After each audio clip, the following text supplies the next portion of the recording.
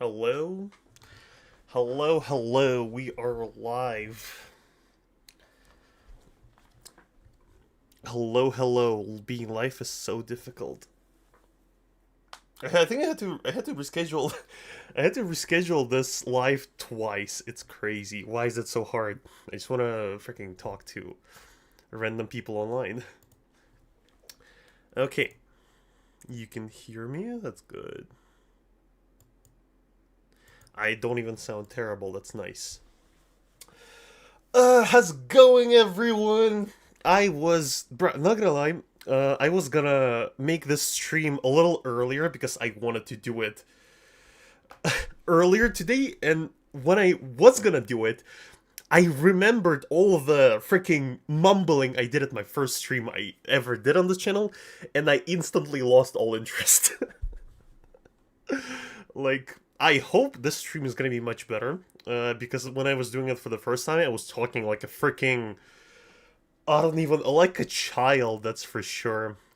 I think I should change the title, by the way, because I was gonna do slightly different video, but I found a better review because something interesting happened.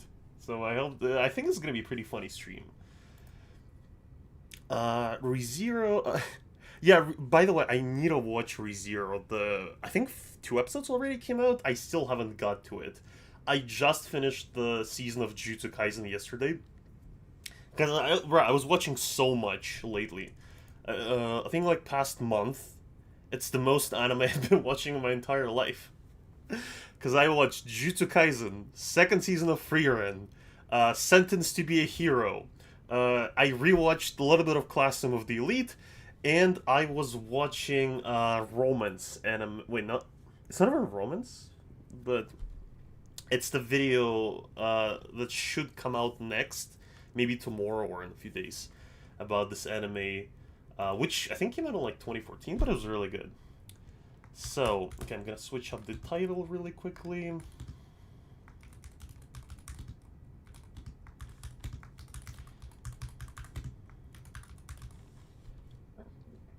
Okay. You guys can hear me well, right? Just a quick check, because I double checked. I think my mic works fine, but I can be a little too loud.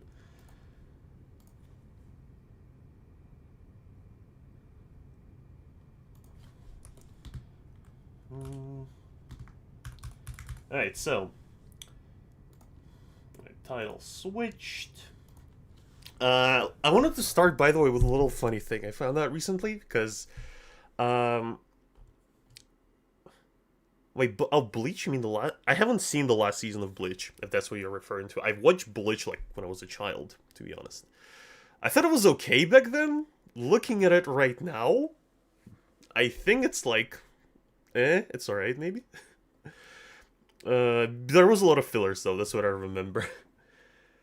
Do Sentenced to be a Hero get better after the episode where they go into the cave? It does. It becomes miles better. It drops a little bit after the first like two episodes are really good. They're setting up really well. Then there's a filler, you can say, where they go into the cave, because it's basically just supposed to establish other characters in the hero party. But then they go into back to fighting more major, more serious, cool-looking demon lords. So it gets way better. Plus, there's more connection between characters. I think like first couple episodes they supposed to, again, it's just establishment. They just introduce you to the characters, and later they get into shenanigans. Some of the later villains, oh boy, are really good. All right, so first thing I realized. So I watched a lot of TikTok. I watch a lot of TikToks. You probably may have heard of this fella, Saikuno, and something funny I discovered is that for some reason there's a lot of people who like make edits of him as Ayanokoji, and I, for the love of God, don't understand it. I see like it's on my feed every now and then, and it's so funny because it's a streamer that basically just used his money and popularity to sleep with VTubers. And that's basically it. And there's a lot of people who are like, damn, he's smart, manipulator. Oh boy. Like, I don't even know if people do that unironically. Like, they unironically compare that. Like, I'm gonna defend Ayanokoji here a little bit. At least he successfully manipulated, like, he actually manipulated people. Saikuna just offered the money. That was it. So, let's say Ayanokoji, like, freaking... don't shame the goat like that.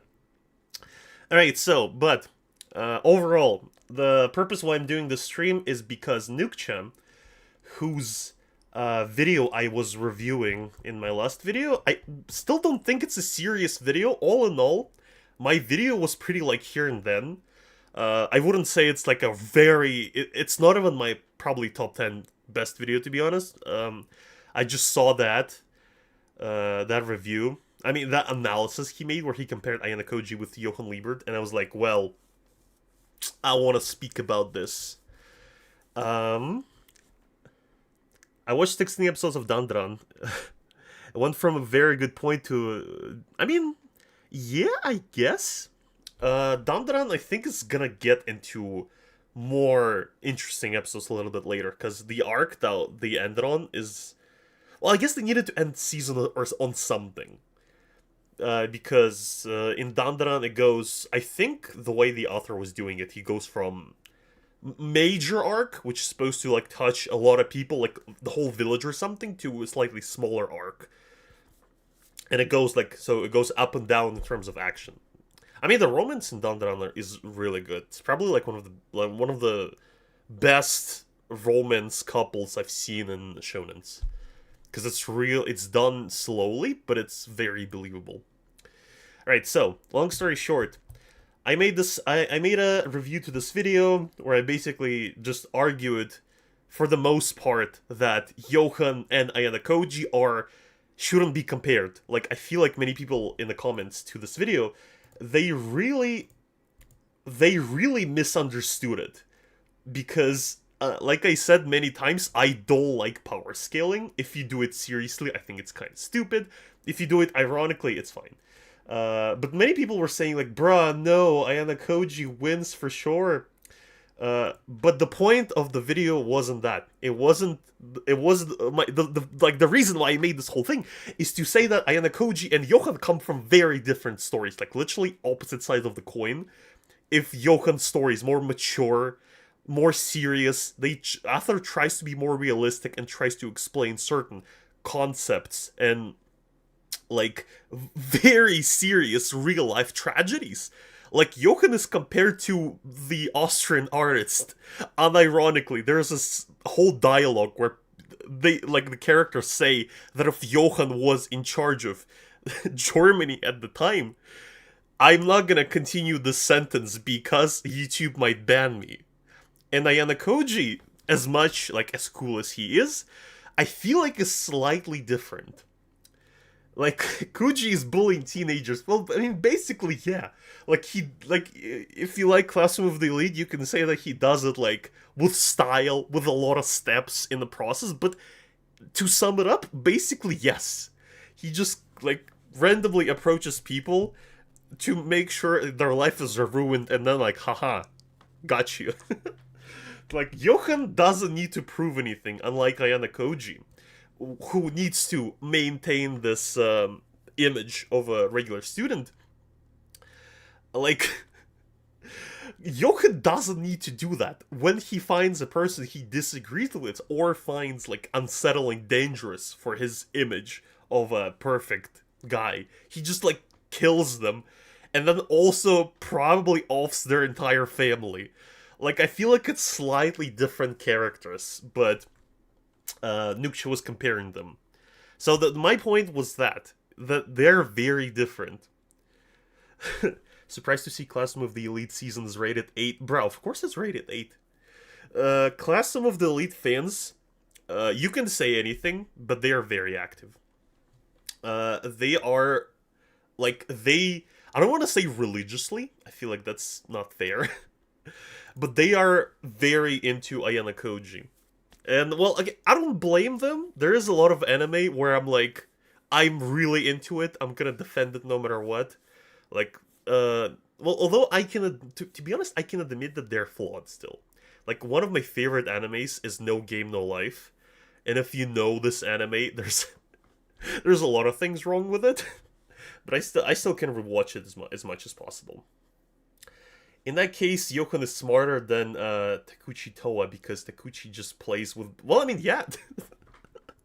No, well, like I said, the point of the video was not to compare them. I compared them a few times because I think it was funny and interesting. But the main message was you shouldn't compare them. Like, you can compare them, it's just gonna be a little inaccurate because they come from, like, extremely different stories and they're extremely different characters. They have different purposes in the story. People say Koji smarter than El, who outsmarted Kira. Well, yeah. I think, actually, in Nucha's response, he mentions Death Note, so it's gonna be a little funny to talk about that as well. Okay, I think we can get into the video.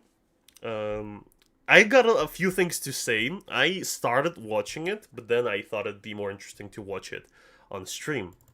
So, okay, I'm gonna adjust the... My screen is not freaking the right size, so I have to adjust that every once in a while, right? Tell me if the video is louder than me or quieter than me, because I think I need to check that. Wait, let me double check. I'm gonna speak over the video so I can check if it's loud or not, or I'm loud or not.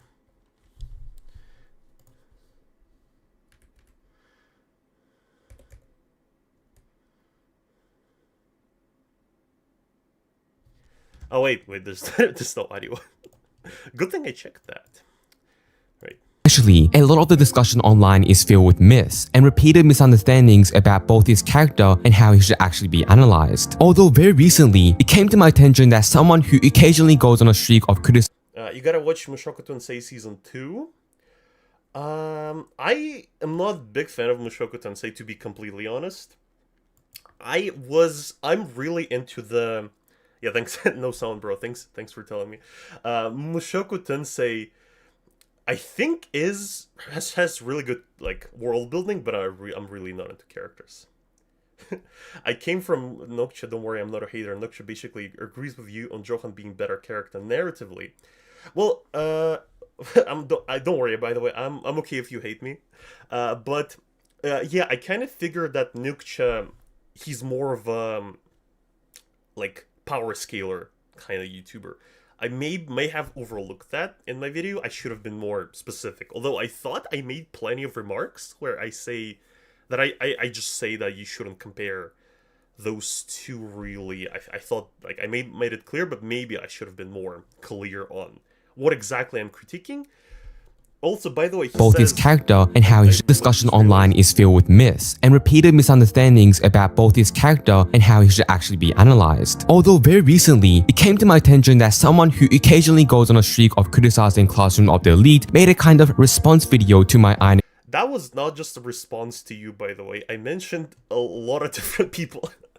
Like, I mentioned several posts on Reddit. And, not just your video, but I think he mainly focuses. So, like, I'm saying that because several takes that he is gonna insert here, they're not specifically to him. So I think it's just important to say right away. Ayanokoji versus Johan video. Now, I'll preface this by saying that anyone is welcome to criticize the information in any...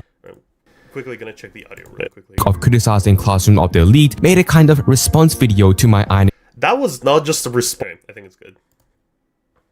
Piece of online content. We're all human, so we learn new things every day and we all make mistakes. The issue here though is that this particular person approached my video through a very biased lens, going out of his way to pitch my... I am biased. You know, I feel like whenever I watch the video, I mentioned that in the video as well, I am biased towards Johan, just like Nucha is biased towards Ayanokoji.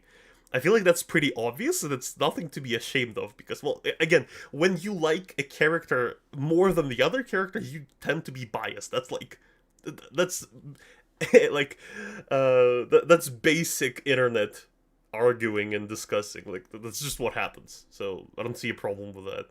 My voice up so I sounded like a 14-year-old, But this part, when I heard the first time, I was laughing as hell. Like, very biased lens, going out of his way to pitch my voice up going out of his way, I'm even gonna play that again, that is so funny. so I sounded like a 14-year-old, but also very biased lens, going out of his way to pitch my voice up so I sounded like a 14-year-old, but also cutting out parts on my video. Bro, I did not pitch your voice. I don't know where you got that. That was so funny when I heard it the first time. I thought he was joking, because I simply sped up his video in Premiere Pro while I'm editing.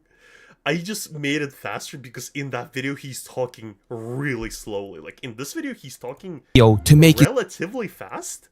But when I was watching the original analysis, it just felt slow, so I sped it up. And he's like, bro, you pitched my voice so I sound like a 14-year-old. I am sorry. I didn't think that would offend you. his own points look stronger and push a certain agenda. I could understand if he had simply misunderstood parts. Also, yeah, I'm pushing a certain agenda. I'm pushing agenda that Johan is a great character. Horrible agenda. Brother, the government needs to look into this. I feel like that's much better than all the agenda they've been pushing the last couple of years.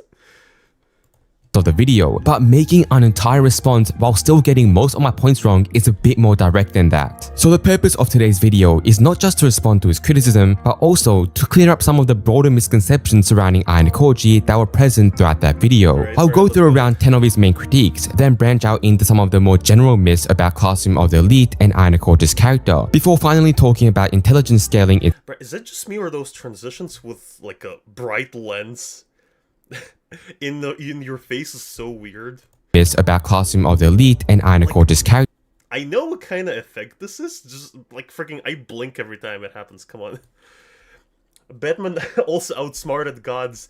By the way, thanks for reminding me. I'm gonna pause this. I'm sorry, Nucha. I'm gonna pause this review to explain my post. People didn't understand this was an irony. So the joke here, in case you didn't understand, because a lot of people commented like this was glazing over Ayanokoji. How Classroom of the Elite fans describe Ayanokoji, and then anime light novel, and then here I used Batman in the Mobius chair, who is a god of knowledge in this particular comic. The joke here is that Ayanokoji is regular in the anime, and he's incredibly smart in the light novels, according to the descriptions from all the fans. Because in all the comments, everyone's like, "Bruh, Ayanokoji in the light novels like completely different person. His intelligence in like freaking up there with all the greatest detectives of all time." So that was the joke, but apparently people didn't get it. So here I am explaining it, and I feel like twice as stupid while doing it. Alright, back to the video. Before finally talking about intelligence scaling itself and the nuance involved in analyzing a character's thought process. So first, I originally compared them in general intelligence, which I explained was a collective name for fluid and crystallized intelligence, originally postulated as a psychometrically based theory by psychologist Raymond B. Cattell, and further expanded with John Horn later. Fluid intelligence refers simply to your ability to... By the way, I may be wrong here, because I'm basing this on my memory of knowledge that I took back in college, but fluid and crystallized intelligence supposed to be a measurements which you can only measure by a test. So that's the stuff you're supposed to take tests for in order to measure. And if you're measuring it via just looking at someone else's actions, that's inaccurate. Like, you're not supposed to do that if we're talking serious analysis, which I'm obviously not trying to do because I'm freaking stupid weeb who watches anime all the time. To adapt to new situations, like recognizing new patterns or solving new problems. It can be simple as solving a riddle you never heard before or learning how to drive a car. Crystallized intelligence instead is defined as the ability to utilize skills, facts, and knowledge acquired via prior learning and experience. General intelligence together is something all of us use on a day-to-day basis. When solving a hard math homework, you use your crystallized knowledge to use basic facts you know, alongside your fluid reasoning to adapt to the new equation you have to solve, and ultimately come to an answer. My critique makes no mention of fluid nor crystallized intelligence. Well, yeah, because I didn't want to make the video any longer than it needed to be. You can say I was lazy, because I didn't mention the specific terms which he was discussing, and I just used like a generic word, intelligence, instead of crystallized intelligence and etc. But I was just bored. Well, I wasn't bored, I was a little rushing this video as I was doing it, and I didn't want to make it any longer than it needed to be, and I feel like the explanations where I read Wikipedia with certain terms are just unnecessary. So, my bad if I did that. Anyway. In its video, and instead simplifies it to intelligence in its own way of defining it before misconstructing my next points, essentially a reductionist fallacy and a straw man in one. He says in his video that I claimed Ayanokoji is smarter than Johan due to Ayanokoji escaping the White Room. Meanwhile, Johan escaping Kinderheim is somehow inferior. In reality, I was comparing the situations. Ayanokoji escaped the— So, here's the thing. Once again, I'm gonna repeat what I said at the beginning of the stream. The point was not to compare them in my video. The point was to, by explaining his comparison and analysis, establish that you shouldn't compare them seriously. It's the characters and their actions are incredibly different. It's important because I feel like he argues like I was stating that some like one of those two characters is smarter or not, but that was not the point. White Room's grasp while he was out of commission because he was— Even though, I want to listen to this carefully. I was comparing the situations. Ayanokoji escaped the White Room's grasp while he was out of commission because he was in his father's house at the time. The thing is, he only had a single chance to go to advanced Nucha high school, the only place where his father's influence wouldn't be able to reach. The White Room being out of commission does not change anything about Ayanokoji's adaptability itself, because— Yes, it does. Because, like I was saying in my original first Ayanokoji video, titled How to Not Write a Genius, that's one of the issues I was talking about in the writing of Classroom of the Elite. Certain things in the story author just either cuts or makes them stupid, so that Ayanokoji seemed smarter. So in here, the White Room was not working in Classroom of the Elite, just conveniently not functional during Ayanokoji's escape. We don't get any explanation on why, how, what happened, just not working. It's gone from the plot, so that Ayanokoji can escape in his backstory. Same thing didn't happen to Johan if we're comparing those two scenarios. We're comparing scenario where Johan escaped his orphanage to where Ayanokoji escaped his house, basically, where he was like not as like like the house of his father was obviously not as strict as the White Room. So again, we're comparing situations which seem very different. Ayanokoji escapes a random house and then escapes to the high school of the elite. Johan has to escape an orphanage which is run by psychopath and is funded by the government. I feel like those two situations are a bit different. To compare them and to later then conclude that Ayanokoji was smarter because, well, he easily escaped his. But I think that was not the main point. If he was not the main point, if I remember correctly, was the fact that Ayanokoji, after this escape, he adapted quickly to the what's it called? To like acting how a normal human being should act. Which I'm gonna get to that as well. Out of commission, then he wouldn't have had the chance to escape, and there would be no feat to analyze here. Intelligence isn't measured by the height of the walls you jump over, but by the complexity of the problems you solve once you're over them. The feat itself is the fact that, in less than a day, Ayanokoji managed to act so convincingly like a normal person that he fooled everyone around him. This was after spending all his life in the confinements of the White Room that strictly prohibited social interaction, and many of those years— Peak unemployment debating. I mind you, I have a job. In fact, I have a job in 10 hours, and I still haven't slept today. So this is peak employment debating, which I am doing by sacrificing and freaking messing up my sleep schedule. Is with him being there alone after everyone else dropped out. Johan's escape, on the other hand, while still very So, in this thing, first of all, if we're only comparing the fact, I don't really understand in that case, why does he even mention Because in the original analysis, he mentioned that Johan escapes from the orphanage. Is that then compares that to the fact that Ayanokoji escapes from his father's house. But right now he says that what matters in this argument is that Ayanokoji learned how to act like a normal student. So why mention anything else then? So, like, or is that... Because I'm a little confused here. Like, what are we comparing exactly in that case?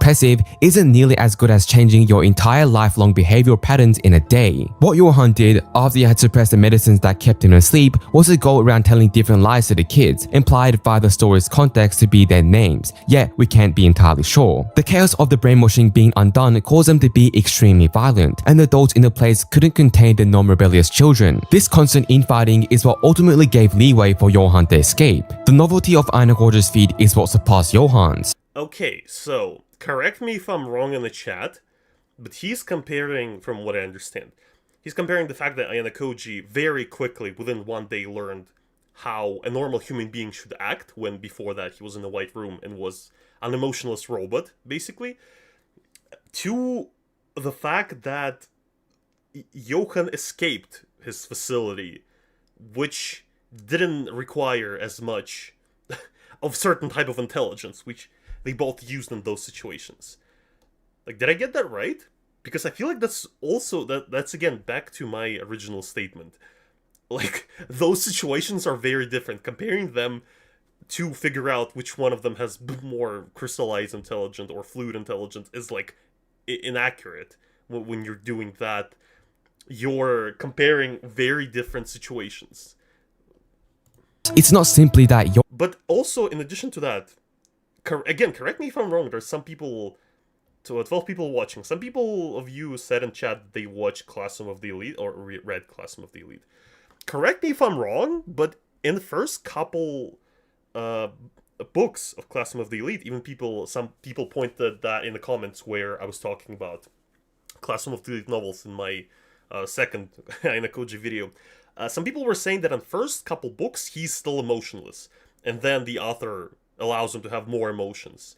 Because from what I remember correctly, if I remember correctly, he was... most of his emotions, quote-unquote, was basically just his inner monologue, while he still had a poker face. That's what I remember, while I was reading for several Classroom of the Elite books. So, in that case, is the argument that Ayanokoji quickly learned how to act like a human being even works here? If he still was acting like a little bit unemotionless, he still was figuring out how you're supposed to act in front of other students, he was a little shy, etc. Like, does that even work then? Because I feel like Koji did talk to another kids in the white room, so he knows how normally people act. And to talk to another adults, so that's not true. Well, again... Johan is kids, implied that but by the complexity of the problems you solve once you're over them. The feat itself is the fact that in less than a day, Ayanokoji managed to act so convincingly like a normal person that he fooled everyone around him. In less than a day, he learned how to act that way, so he fooled everyone in high school. Well, I don't know. Because from what I remember, he was... I haven't read the backstory. I only seen it in the anime. Or wait, well, I've seen the clips where people talk about it. So I guess I'm judging by those clips, to be completely fair. So I feel like once again it all comes back to the point that I'm not trying to figure out which one's cooler, stronger, smarter, etc. The point is just to say that those two characters shouldn't be compared seriously. Alright, let's go back to the It's a scene also the video I made existed in his environment and gave it one final push to put everything into chaos. Ayanokoji, on the other hand, had to reprogram himself to act entirely different based on nothing but the things he'd witnessed alongside his escape. By the very definition of fluid intelligence, Ayanokoji's feat would simply qualify as being superior. Next, he judges the... That's what...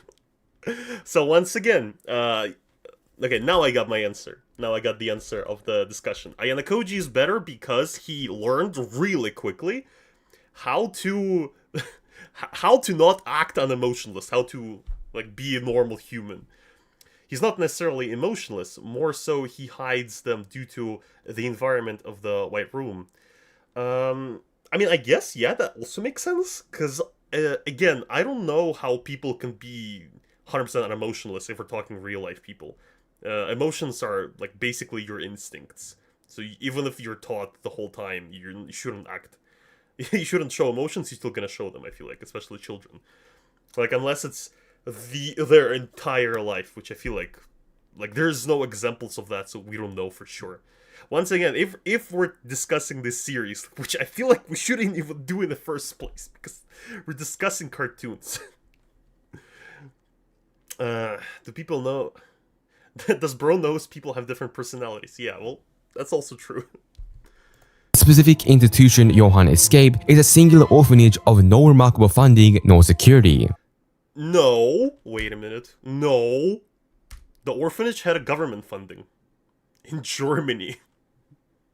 With the goal of advancing Japan against other nations. While Kinderheim 511, the specific institution Johan escaped is a singular orphanage of no remarkable funding nor security. Johan used instability that already existed in his environment and gave it one final push to put everything into chaos. Ayanokoji, on the other hand, had to reprogram himself to act entirely different based on nothing but the things he'd witnessed alongside his escape. By the very definition of fluid intelligence, Ayanokoji's feat would simply qualify as being superior. Next, he judges the White Room's training in the crystallized intelligence, saying that Ayanokoji's training is abstract and that what does he have to...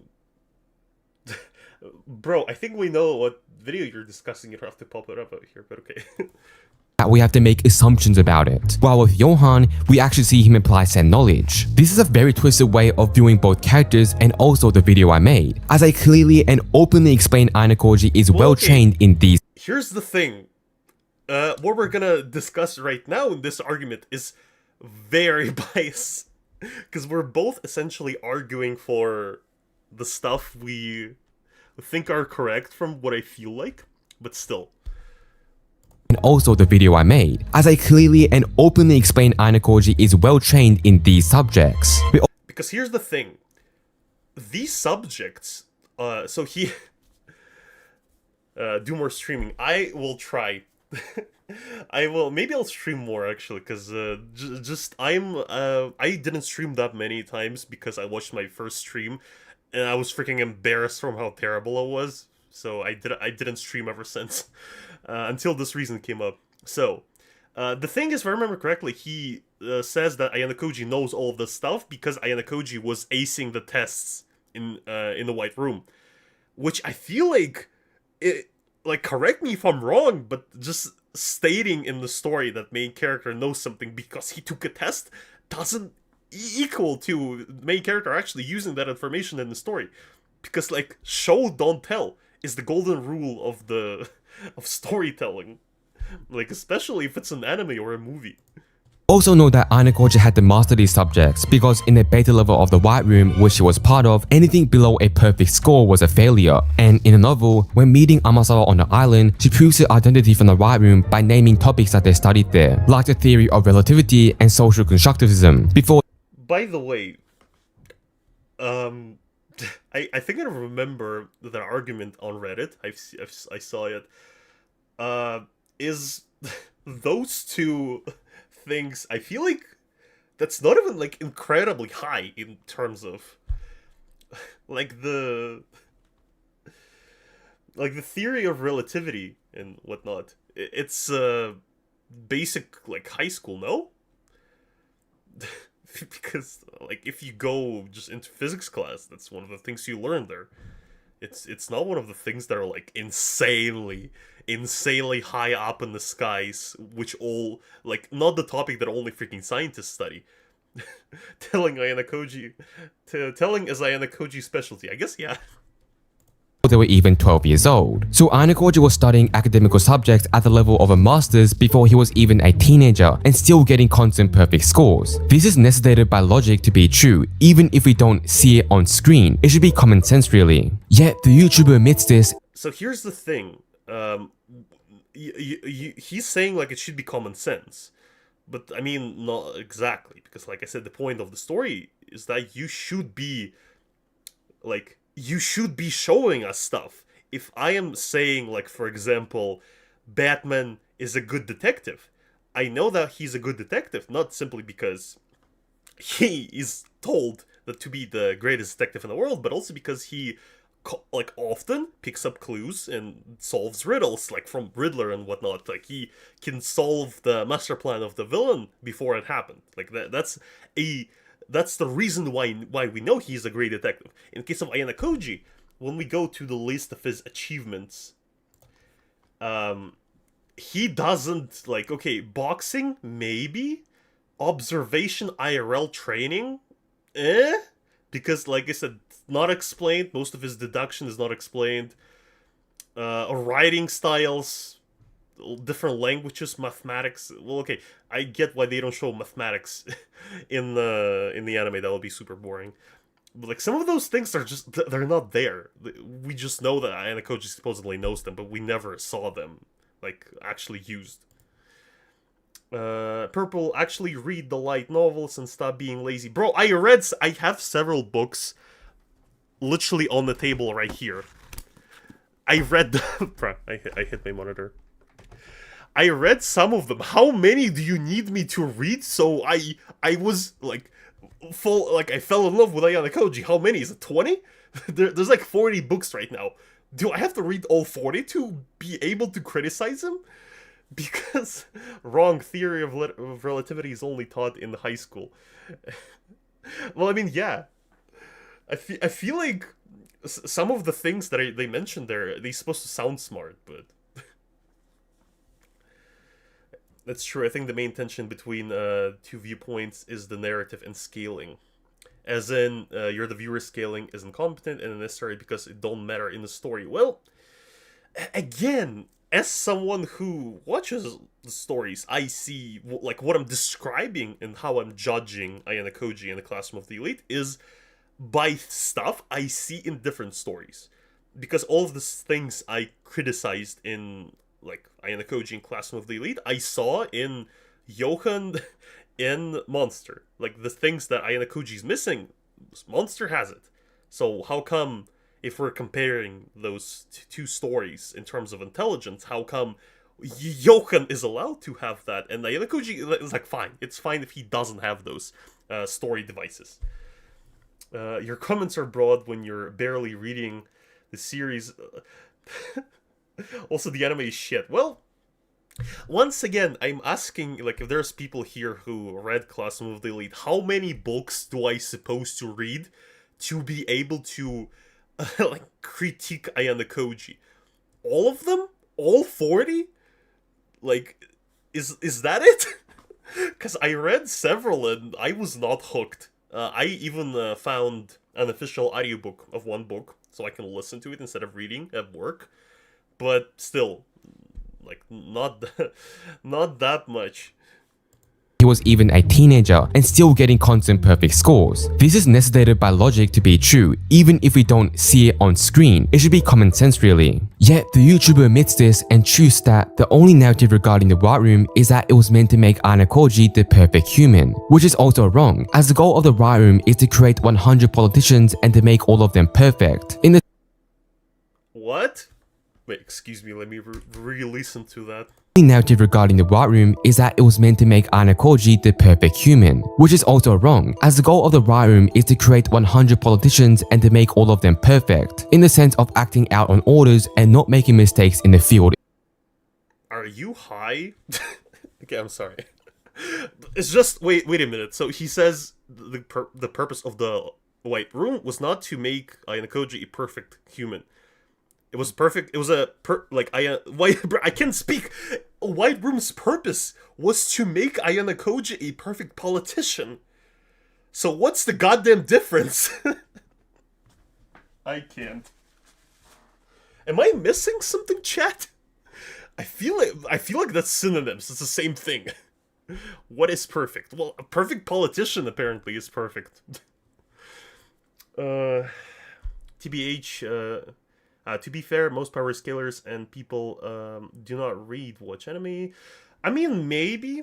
To be honest, I don't want to make any assumptions when I was watching Nucha's original video where he was analyzing Johan and Ayanokoji, some parts felt AI, like ChatGPT wrote. I'm not accusing. I don't know personally. His videos are better than mine, that's for sure. But that's the feeling I had when I was reading it. I mean, when I was watching it. L or Johan, who can outsmart who? Brought neither. Light beats all of them by just writing their names. The perfect human, which is also wrong, as the goal of the Riot Room is to create 100 politicians and to make all of them perfect, in the sense of acting out on orders and not making mistakes in the field itself, because that's how the Riot Room project aims to lead Japan to the top. Meanwhile, if you look at... So once again, I'm going to repeat myself. He says that I was wrong, because the purpose of the White Room was not to create a perfect humans, but perfect politicians. Where exactly is the problem?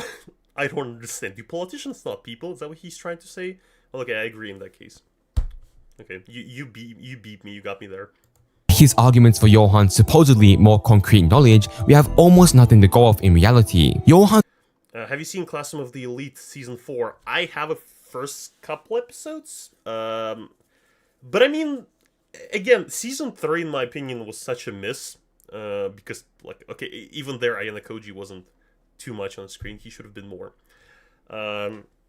But Season 4, I like the art style, I'll admit. Art style in Classroom of the Elite, the past and the present, is top tier. I'm really into it. He means perfect isn't perfect all around in capability. He probably thought you meant perfect as in flawless as human being in all aspects. Social emotion. I mean, maybe we just have different interpretations of that. Well, again, I think when I was saying perfect human, I was saying it more as not a serious statement, because I get that the White Room is supposed to just make you incredibly smart. That's the whole point. So, the country can be led by people who are incredibly smart. I get that point. So, I don't think that arguing in here particularly matters. Knows Latin because he coached Carl, and that is here about languages. That's actually interesting. That's actually part I'm interested in. Japan to the top. Meanwhile, if you look at his arguments for Johan's supposedly more concrete knowledge, we have almost nothing to go off in reality. Johan knows Latin because he coached Carl, and that is pretty much the only on-screen evidence of Johan knowing a language. For the others, including Czech, German... So, in here, in terms of Johan, if I remember correctly, Johan lives in Germany, so he needs to speak German, obviously. He was in Czechoslovakia. And Tenma was saying that he spoke Japanese, if I remember correctly. And obviously he spoke Latin to trick several people in that specific storyline, which he's mentioning right here. So at the very least, there's a few examples. In case of Ayanokoji, he only spoke Japanese. That's it. So, I feel like Johan at the very least has something. Something to go off the fact that he knows several languages. There's even a character who states that he learned several languages in front of him. So, Caillou is a perfect human being in terms of human capabilities. Maybe? I hate ads they're playing. Are they paying you? Well, I guess, yeah, they're paying me for those ads, technically. I don't play any ads. I don't have any control over if they're showing ads or not. I don't do anything. That's not Twitch where ads play when streamer press the button. Ayanokoji speaks English in the anime. Bruh, freaking... I'm sorry. Samsung, shut up. I didn't even say... Bruh, freaking... Shut up. Get out of here. Freaking Bigsby. Seriously, not... I didn't understand. And they say Siri is better. Shut up. Freaking switching to iPhone right now. Okay, so Ayanokoji spoke English. Okay, I don't really remember it, but I'll take that. To Albert. I've watched. I haven't heard. I don't. Okay. In English and French, we are told he knows them and that's it. There's not a time when we undeniably see him use those languages fluently. For me, this is not an issue, as it Conan is smarter than both Ayanokoji and Johan by a long shot. I agree. To logically follow that he will know them. But if I were to judge Johan the same way this YouTuber judges Kiyotaka, then I would have to say that we simply don't have enough evidence that Johan knows these languages, and thus write him off as only knowing Latin, which wouldn't make any logical sense, as the story takes place in Germany and Prague, meaning Johan would have to know at least Czech and German, as he would have to navigate his way around. This is Oh, Czech, not Czechoslovakia. I'm dumb. Freaking Czechoslovakia isn't created yet.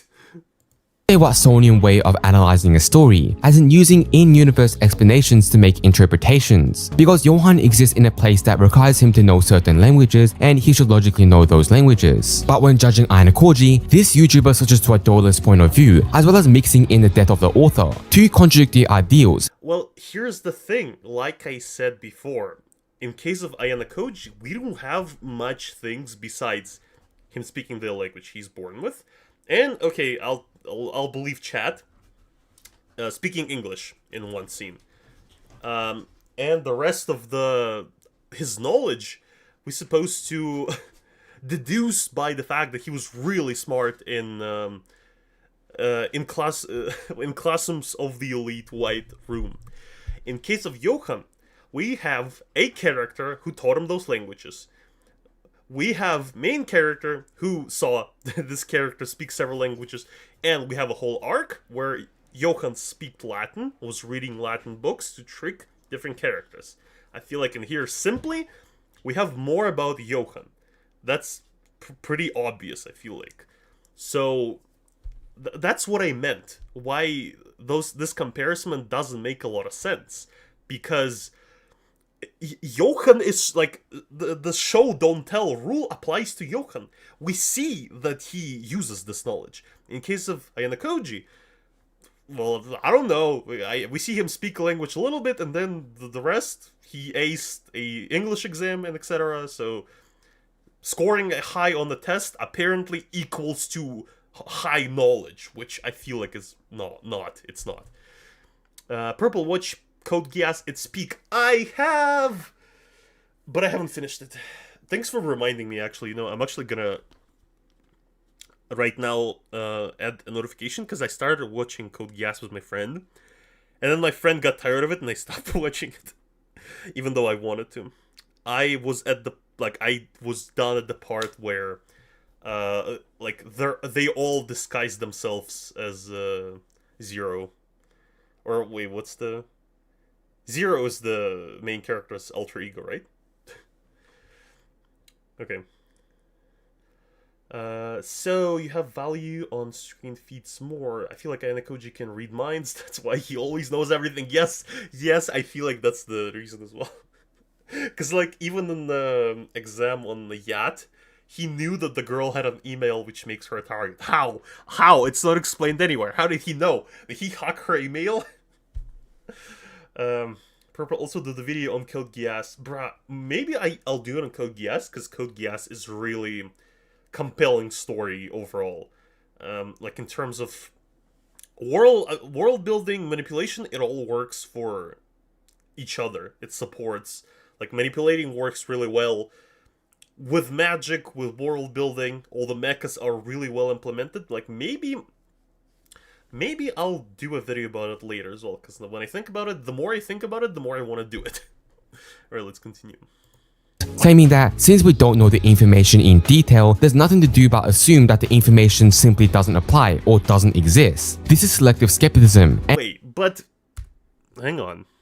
contradictory ideals, claiming that since we don't know the information in detail, there's nothing to do but assume that the information simply doesn't apply or doesn't exist. This is selective skepticism. The thing is, when we talk about information that we don't exactly see on screen, so we try to figure out this information piece by pieces that is shown in the anime, you have to make sure that your pieces actually lead to this information.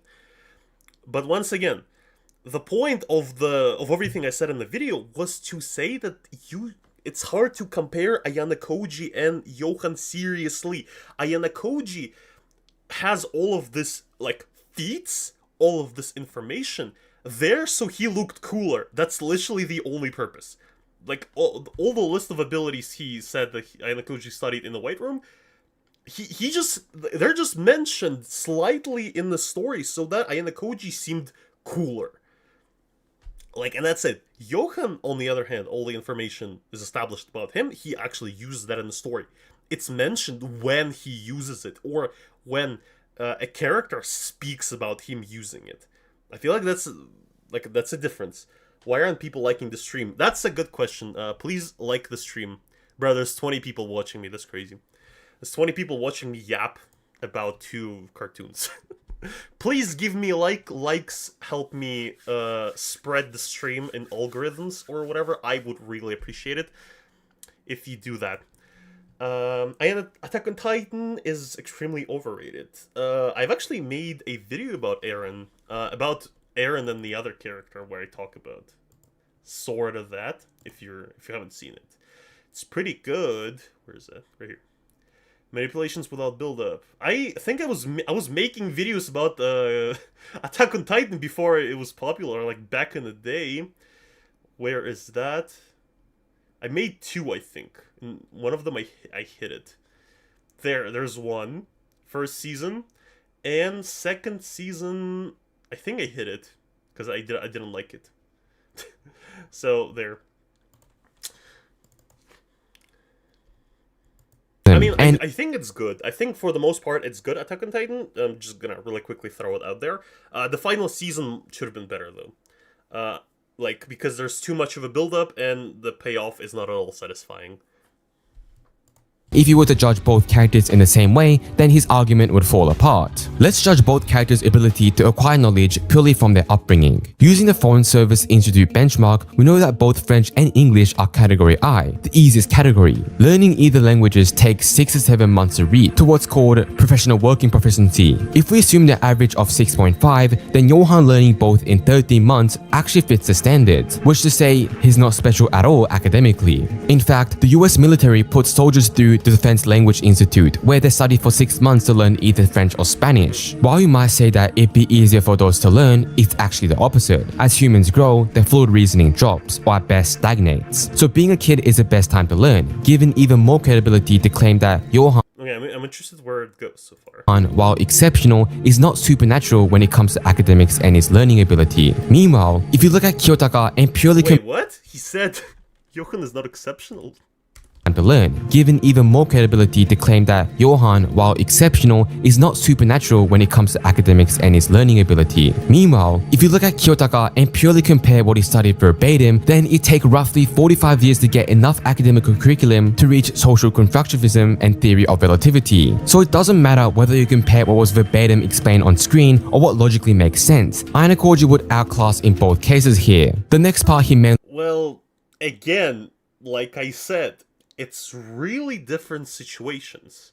Ayanokoji's academic achievements, quote-unquote, were, if I remember correctly, correct me if I'm wrong, it was like a few pages where it's explained how much he studied. Johan, it's a whole episode or 2 where they talk about, well, again, plus all the situations where he actually used stuff that he learned. Plus, Johan learned... In fact... Again, we're comparing the fact that Johan learned languages in about a year to Ayanokoji, who learned written a master college degree while he was still a child. Again, do I need to explain that we're comparing a story that's supposed to be more realistic, which explains more realistic events? Like, Monster mentions real-life situations, real-life wars, and explores a post-war era where, like, the issues that were shown there, they were, like, realistic. They were, in fact, real at the time. And in fact, we're comparing Koji, like, as just an hour hype scene where he just, I learned everything a 100-year-old person should have learned in freaking 12 minutes. Like, I feel like that's not exactly accurate to compare. Once again, like I'm saying, this comparison is very weird. Comparing this stuff seriously, seriously Ayanokoji's situation to an anime where it's Monster, where it's supposed to be realistic. Like, the realistic evil that is Johan supposed to represent. I feel like that's a little weird. On what basis are you speaking? If you If you were realistic, I'd agree, but who's smarter at learning Koji? What? But who's smarter at Koji at learning Koji to destroy? I don't get what you're saying. I'm sorry. Like I said, the point simply that this comparison, like others, where you compare Johan and Ayanokoji, they're very different. They're different, and the stories are academic versus real life situations. Well, I mean, yeah, that too. Relativity. So it does. Like, we're comparing, to be exact. He explains that can you compare a situation where Johan learned several languages within 13 months, which is the languages which are currently known to be academically simple, to the fact that Ayanokoji learned college level information. Obvious to get enough academic curriculum to reach social constructivism and theory of relativity. So it doesn't matter whether you compare Theory of relativity. Okay. What was verbatim explained on screen or what logically makes sense. Ayanokoji would outclass in both cases here. The next part he So he explains that it logically makes sense that Ayanokoji is smarter, and he, in this area, he's more like, he has more information, he learned it quicker than Johan, therefore it's better feats. But again, I'm saying situations are very different, and the stories are very different. When we're talking about Johan being able to learn several languages, that situation in the anime was not a moment where it's just supposed to show that Johan is really smart. That was a situation, like that scene took place where Tenma was trying to figure out past of Johan, and he was finding nothing. That's what the scene was supposed to represent. He found several people, and that was one of the few people who even spent time with Johan and who was still alive for whatever reason. He taught Tenma that Johan somehow learned a few languages really quickly. This is true, your first statement. You have an explanation of this. I debated with someone. Okay. Man, all Koji and his kids do is study. What do you expect? Well, I guess, yeah, maybe I'm asking way too much, but on the other hand, I'm not arguing that Ayanokoji is, like, the smartest guy ever. That's his words. But a non-real life Koji would win. Well, I mean, maybe. Well, okay, to be honest, if Ayanokoji was real in real life, maybe he would have been a worse person than Johan, because, like I said in the video, the fact that Ayanokoji, like, the intelligent level of Ayanokoji is placed in the story where he can't do anything serious, where he has to live with the childhood level rules of reality, because, like I said, Johan can just kill you and your loved ones because he doesn't like you. He doesn't have to restrain himself or whatever. He can just off people to prove a point. Ayanokoji can't do that, like, within the rules of his story. Ayanokoji's the ultimate Mary Sue? Bro, is that the male version? Gary Stew? I need to learn that. Makes sense. Ayanokoji grew up in a more advanced time. Actually, yeah, that's a good point as well. A really different time. It's different technology. How are you introduced to Ayanokoji, bro? My friend told me it was a really good anime. He actually later switched. He agreed with me after watching my videos. So I don't know. Koji tries to make people grow with his manipulation. Where? The legitimate question, I'm not being sarcastic or anything. Where is Ayanokoji makes people grow with his manipulation? I think he scars them more than he makes them do anything else. That's why I love Chibashira, by the way, in Classroom of Delete, my favorite wife, my favorite character, because this teacher just hates Ayanokoji from day one. Peak character. Debate Nucha, I want to watch it. I mean, if he... I don't even know if that's necessary. Like I said at the beginning of the stream, this conflict is like... Like, it's not even a drama or a conflict, really. We're just... I feel like again, he in this video tries to prove that Ayanokoji is in fact smarter in fluid intelligence, crystallized intelligence, etc. than Johan. the point of my video was not to prove that one of them is smarter. The point of my video is to say that you shouldn't compare those two characters seriously, because they're different. They're very different. They're from very different story. They're written by authors who had like different stuff to tell in their work. I enjoy both. Not gonna lie. Well, again, like I said in my, I feel like I'm repeating what I said in my videos now. Now that I think about it, this whole stream, I'm just repeating the stuff that I said in my Ayanokoji videos. I don't mind if you like Ayanokoji. No problems with that. You can enjoy Classroom of the Elite. Absolutely no problem. The thing is that when you seriously go outside of your fandom and try to prove, it's also okay that some people are gonna disagree with you, because from some of my videos, I see people say in the comments that, like, I watched 2 minutes, you said that Ayanokoji is emotionless, I'm not even gonna finish watching. That's what people write in the comments. I'm like, okay, well, I don't know what you want from me then. The main issue sounds like you have a problem with intelligence scaling in general. I mean, in a way. Would you keep the same energy and make a video if it was a vid between Lelouch and Johan? Maybe?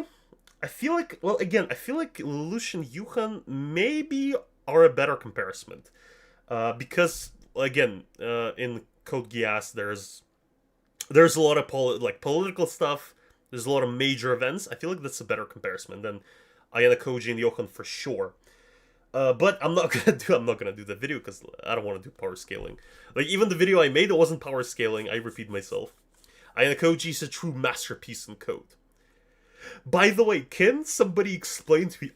We're just forgetting about the video for a second. Can somebody explain to me why code is called masterpiece by its fans? Like, in a lot of comparison, they just say masterpiece instead of Classroom of the Elite. Why? Like, I can get behind the fact that you're obsessed and love Ayanokoji and think he's very smart. I can understand that. The rest of the anime, well, I don't know. I think it's far away from being a masterpiece. Honestly, I don't know if people dislike my detailed work. Steps to become like Ayanokoji. I think of actually make a video about where I describe or I talk about Ayanokoji fans, because I've seen so many videos on YouTube where people go around and saying, like, to act like Ayanokoji, you gotta do this and that, and it's so funny. It's the funniest shit I've seen all week. What's the question again? It's a good bro. We paused the video. I think Only judges easily make sense. Let's continue with the video. The anime is not a masterpiece. The light novels are? Maybe? Because I agree with the statement that light novels are better than, like, anime. In case of Classroom of the Elite, I agree with that for sure. Ayanokoji would outclass in both cases here. The next part he mainly judges is the emotional intelligence section, which he doesn't address directly but just cuts out parts of my video to frame the arguments incorrectly, as he because he's perfect human, that's why he's called a masterpiece. Well, I guess you got me there. And my friend's sister asked him how to sleep like Ayanokoji. Wait, is Ayanokoji... Do I not know something? Is Ayanokoji sleeping in, like, a certain cool way? Because I'd like to hear the answer as well. Maybe, like, freaking... I've read, I think 5 volumes total? Well, again, the thing is... It comes back to the question. How many volumes do I need to read? Because they aren't small. In my opinion. Like, 1 volume is like a freaking Harry Potter book. Like the Sorcerer's Stone. Or a freaking Philosopher's Stone. And Koji's not sleeping. Actually, I can't believe that. I never imagined him sleeping. Maybe? already did with the general intelligence part. In my How do I bath like Ayanokoji? Damn, that's certainly an idea for a video. Read them all? Excuse me, there's 40 volumes of Classroom of the Elite. I'm not reading 40 volumes for like freaking 5k views on YouTube. At best. How many video did my last video gather anyway? I think it's like around 4k, which for my channel is like good.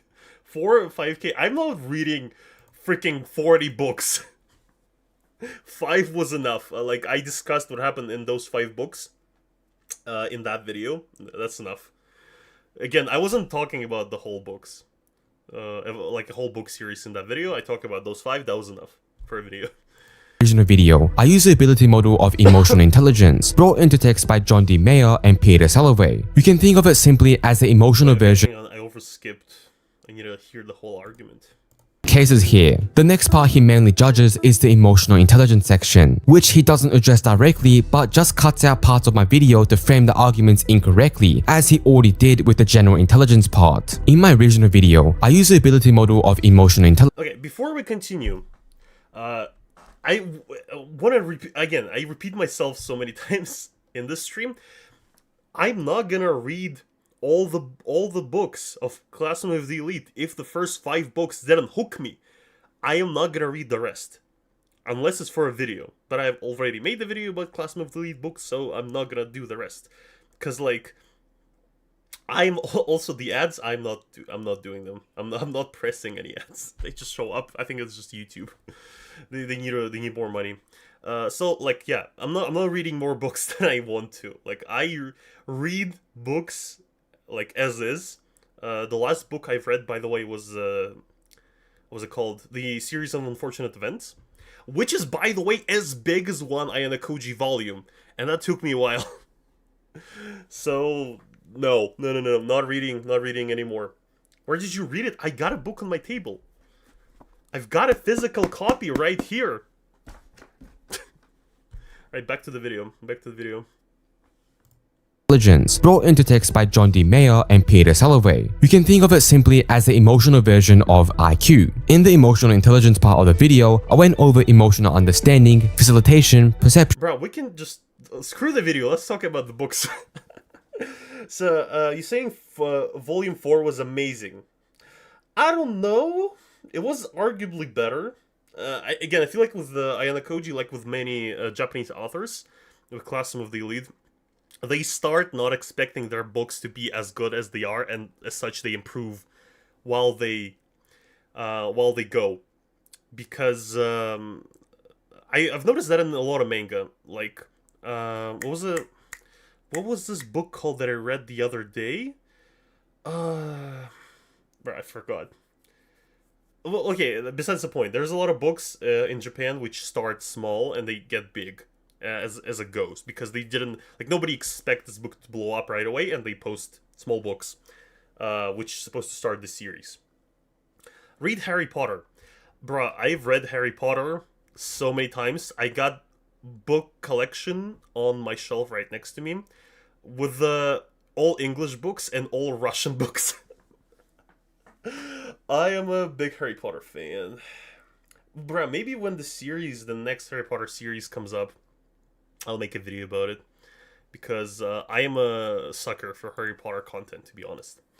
Like, I've listened to audiobooks of Harry Potter in like different variations of it. I've read it on different languages. I like it, so maybe in the future. Okay, let's go. Let's continue with the video, because I feel like that's supposed to be the main event. Intelligence section, which he doesn't address directly but just cuts out parts of my video to frame the arguments incorrectly, as he already did with the general intelligence part. In my original Harry Potter is better than Classroom of the Elite, hot take. J.K. Rowling is based, I agree. Video, I use the ability model of emotional intelligence brought into text by John D. Mayer and Peter Salovey. You can think of it simply as the emotional version of IQ. In the emotional intelligence part. By the way, he mentions IQ, but IQ doesn't prove your intelligence. If you ever seen an IQ test, IQ literally, the only thing IQ proves is that you can take IQ tests very well. That's the only thing IQ test does, really.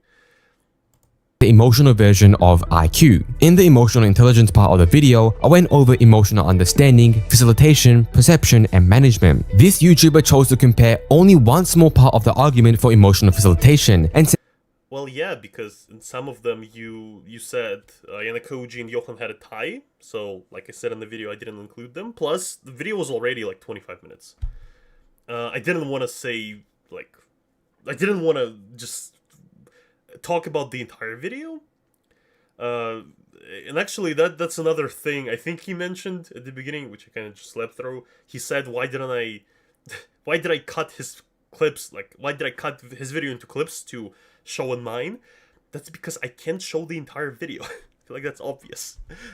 Like, I can't talk about everything. I don't want to make an hour-long analysis. I feel like that's not worth it.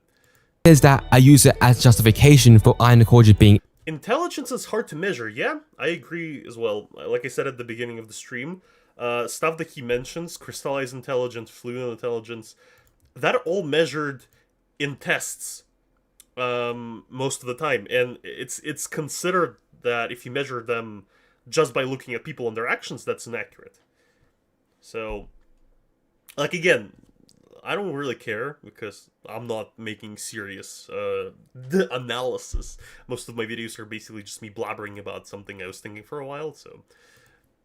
of IQ. In the emotional intelligence part of the video, I went over emotional understanding, facilitation, perception, and management. This YouTuber chose to compare only one small part of the argument for emotional facilitation and says that I use it as justification for Ayanokoji being a better manipulator. This wasn't even in the manipulation section. His counter-argument for why Ayanokoji's Hirata feat is inferior is that Johan framed no, like I said in the video, the conclusion of my analysis, I'm gonna say that because I don't have a different word right now, is that you can't compare those two scenarios. They're incomparable. We're comparing the fact that Johan outsmarted a lot of people, politicians, detectives, police officers, to blame everything on Tenma throughout like half of this season, like freaking 30 episodes. And then we're comparing that to the fact, I'm saying we, but it's really him, to the fact that Ayanokoji conveniently comforted another character at the right time, so he can manipulate him. I feel like that is a little bit different. Like, those situations are not exactly the ones you should compare, I feel like. Tenma for murder, which has really nothing to do with emotional facilitation at its core. In fact, a majority of his video focuses on manipulation, a category in my original video that went to Johan over Ayanokoji. Yeah, and I said that. I said that I'm glad that you said Johan is a better manipulator in my video. I just think that most of the time when people talk about Ayanokoji, they talk about how good of a manipulator he is. Because, well, he does manipulate in the story, in fact. So, I feel like maybe I should have been more specific. I said it, like, I generalized a little bit. But... again, I feel like when most people talk about Classroom of the Elite and compare it to other anime, like I was showing, like the posts on Reddit I was showing in my video, most people mostly talk about manipulation.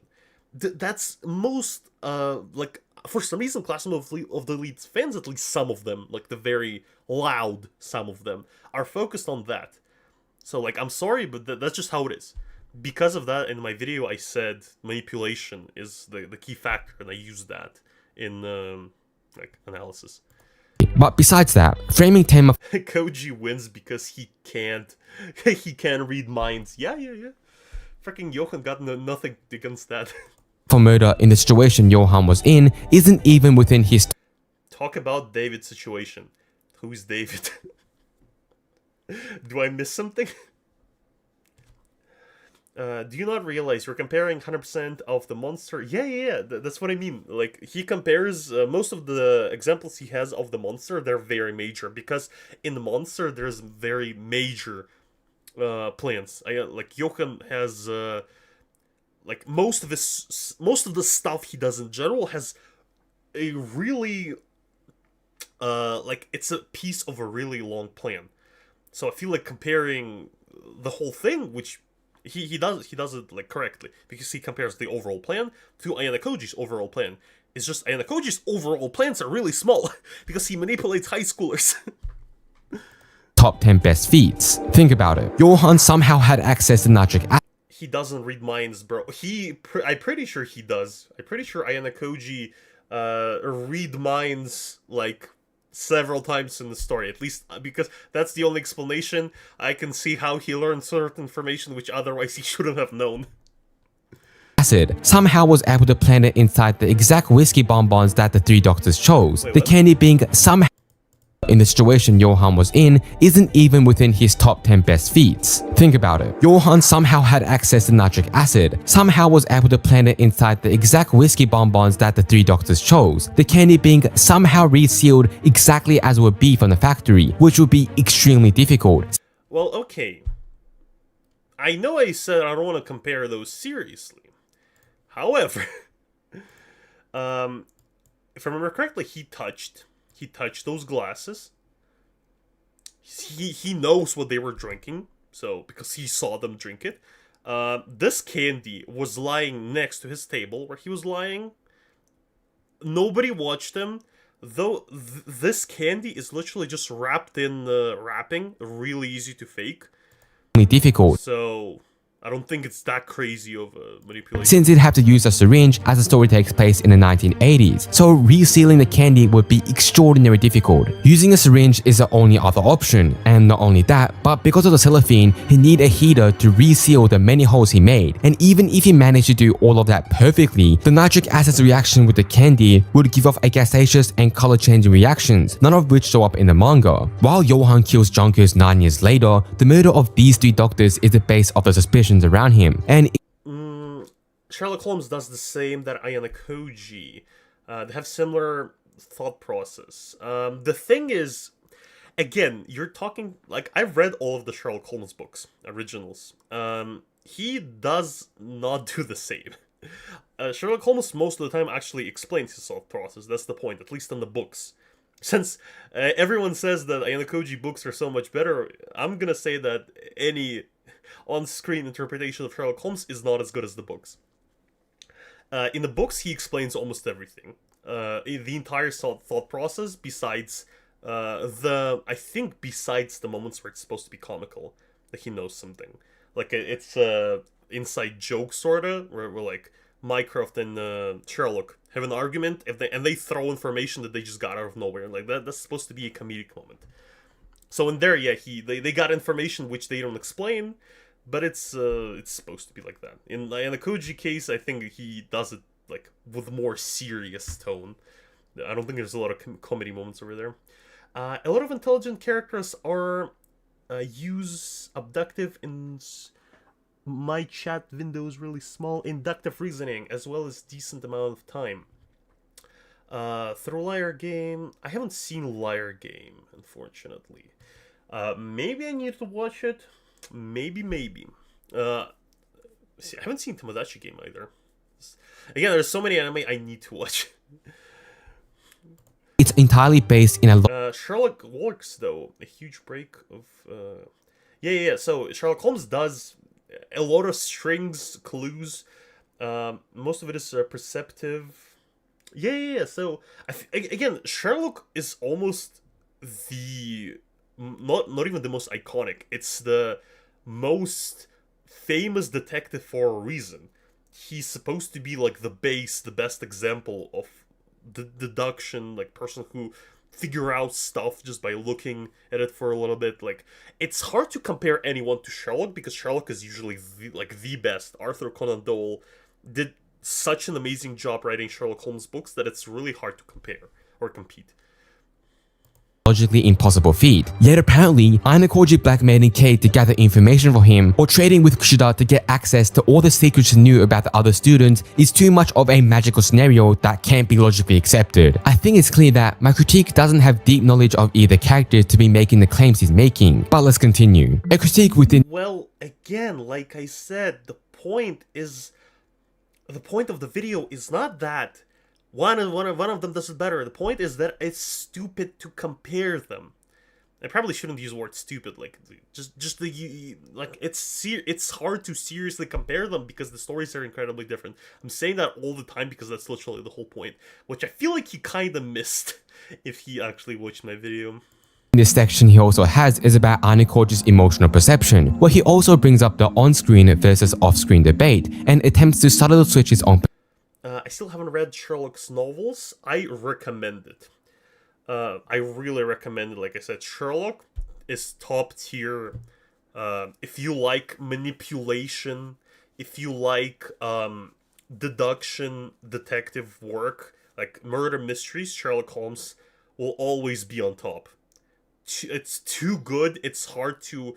I don't think anyone's ever gonna write the same that is captures you so well in the time period where Sherlock lives, and that does detective work so well. Because, well, again, in case of his time period, there's really no other way. So that's really makes sense why it's hard to do something like that. Position. He essentially says that Ayanokoji simply guesses the information he arrives at and sometimes states things. Yeah, I'll try to not use word stupid. I feel like I shouldn't.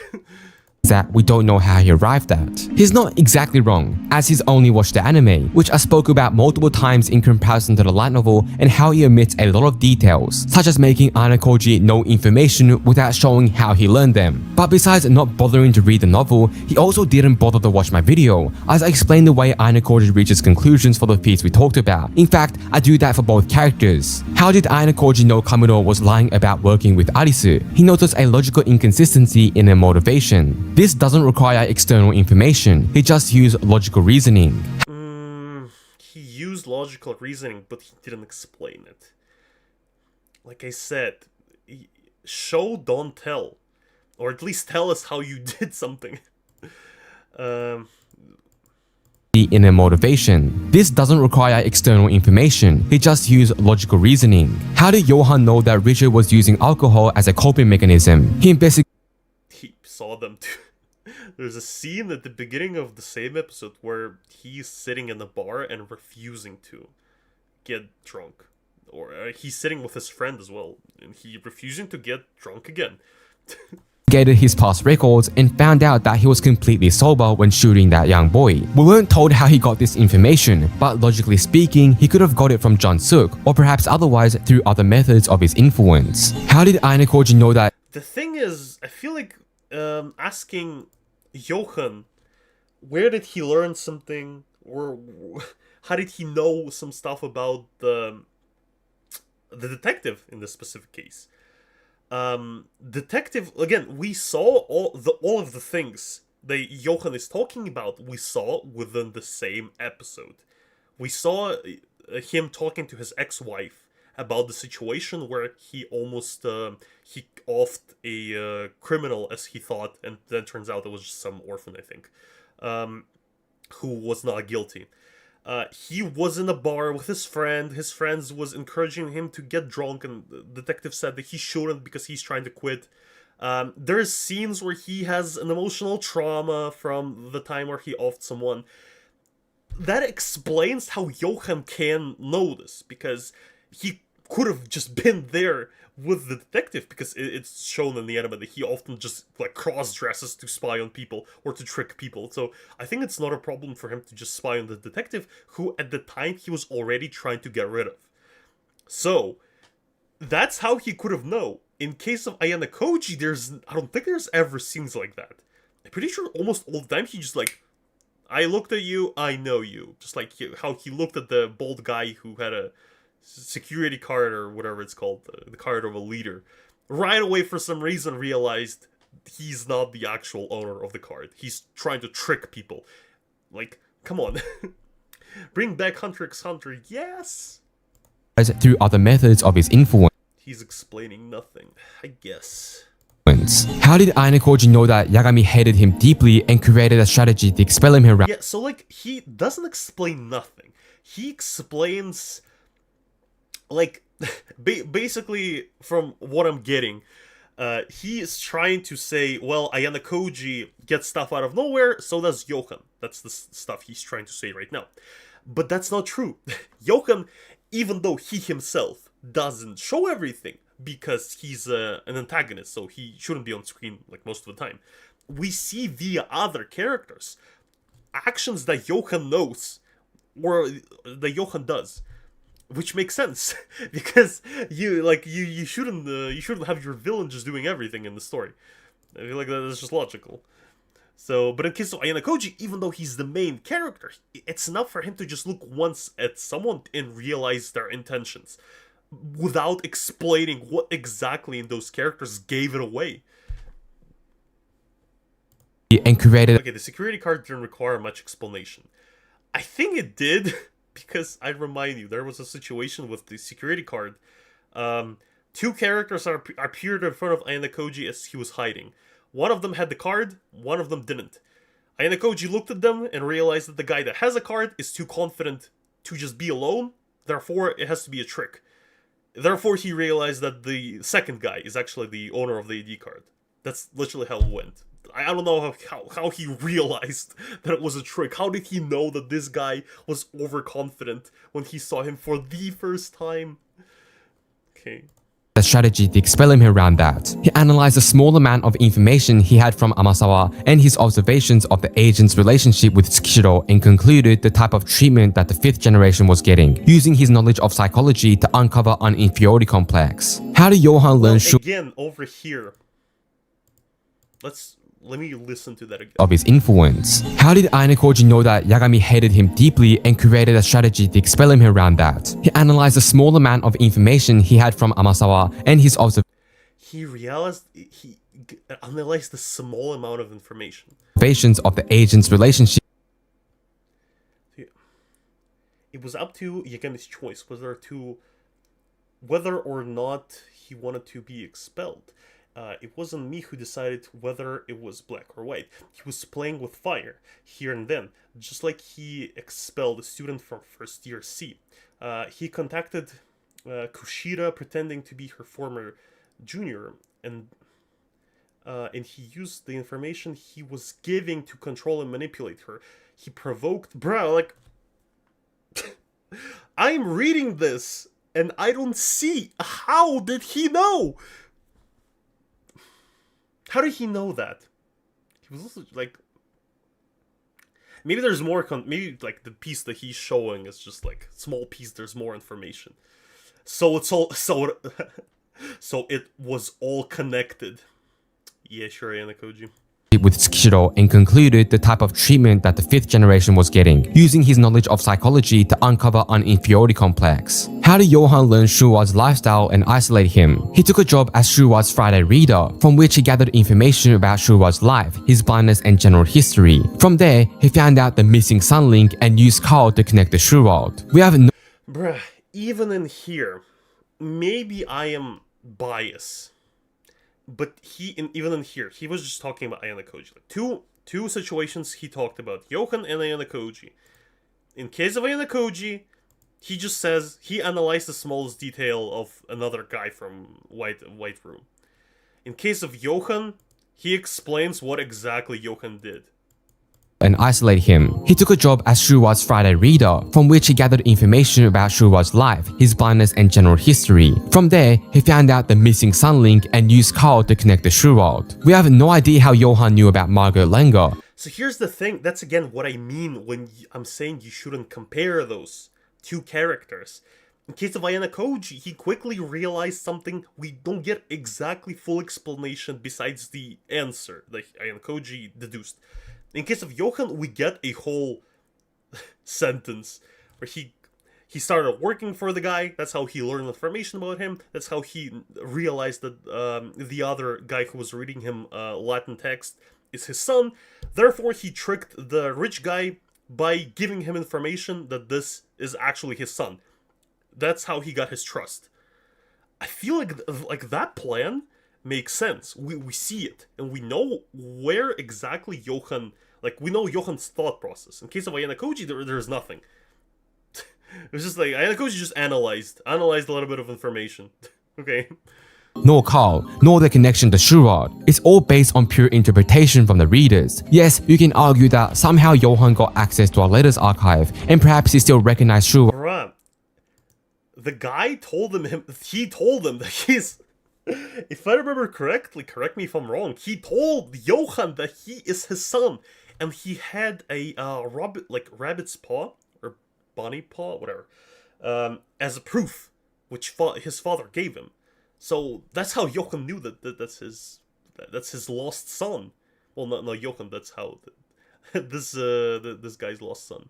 Friday reader, from which he gathered information about Shuraj's life, his blindness, and general history. From there, no, I will not stop manipulating you, Galaxy. You're my puppet. Okay, that sounded wrong. I feel like go bully some other girl. I'm manipulating you, just like Ayanokoji. he found out the missing sun link and used Carl to connect the Shurod. We have no idea how Johan knew about Margot Langer, nor Carl, nor the connection to Shurod. It's all based on pure interpretation from the readers. Yes, you can argue that somehow Johan got access to our letters archive. You say that you're not comparing who's smarter, but you imply that Johan is smarter because his exploits, in your opinion, are explained and realistic. So here's the thing. Like I said, I'm explaining the thought process, like I'm explaining the situations that he mentions in this video. Like, no, again, I hope I'm not missing anything. But in this situation that I'm describing in here, it's not supposed to be me explaining that Johan is smarter. I'm just explaining that Johan is more, like, Johan's manipulation is more detailed. Like, because if we take both situations in the vacuum, sure, Ayanokoji is smarter because he can deduce something incredibly quickly just by looking at people, and he knows something that he no other way could have learned. Like, if we just compare those two in the vacuum, yeah, sure, Ayanokoji is smarter, I agree. But you cannot compare it like that, because in case of Ayanokoji, as a reader, you don't have any details of how exactly he learned something. In case of Johan, you do. You have all those details. So how exactly are you supposed to fairly compare those two characters if one doesn't explain anything he learns and another one fully, like, by the actions of other people, writer explains everything Johan does. So I feel like again, I'm not saying whoever is smarter, I don't care. In here, just what I'm trying to explain, like I said, you shouldn't compare those two seriously. And if you do, well, I'm sorry, but I'm looking at your comparison, I'm pointing out that I think your comparison is flawed. That's all I'm trying to say in my video and on this stream. You know that you should wait, what? I can't read. That just shows abstractive thinking. I can't read. I need water. I've been sitting in my room. It's pretty hot in here. And Ayanokoji has a higher IQ while Johan manipulates others in more complex ways and on a larger scale. I guess I can agree with that. Again, like, okay, if we're taking both characters in the vacuum, simply for the purpose of power scaling, which I don't really like.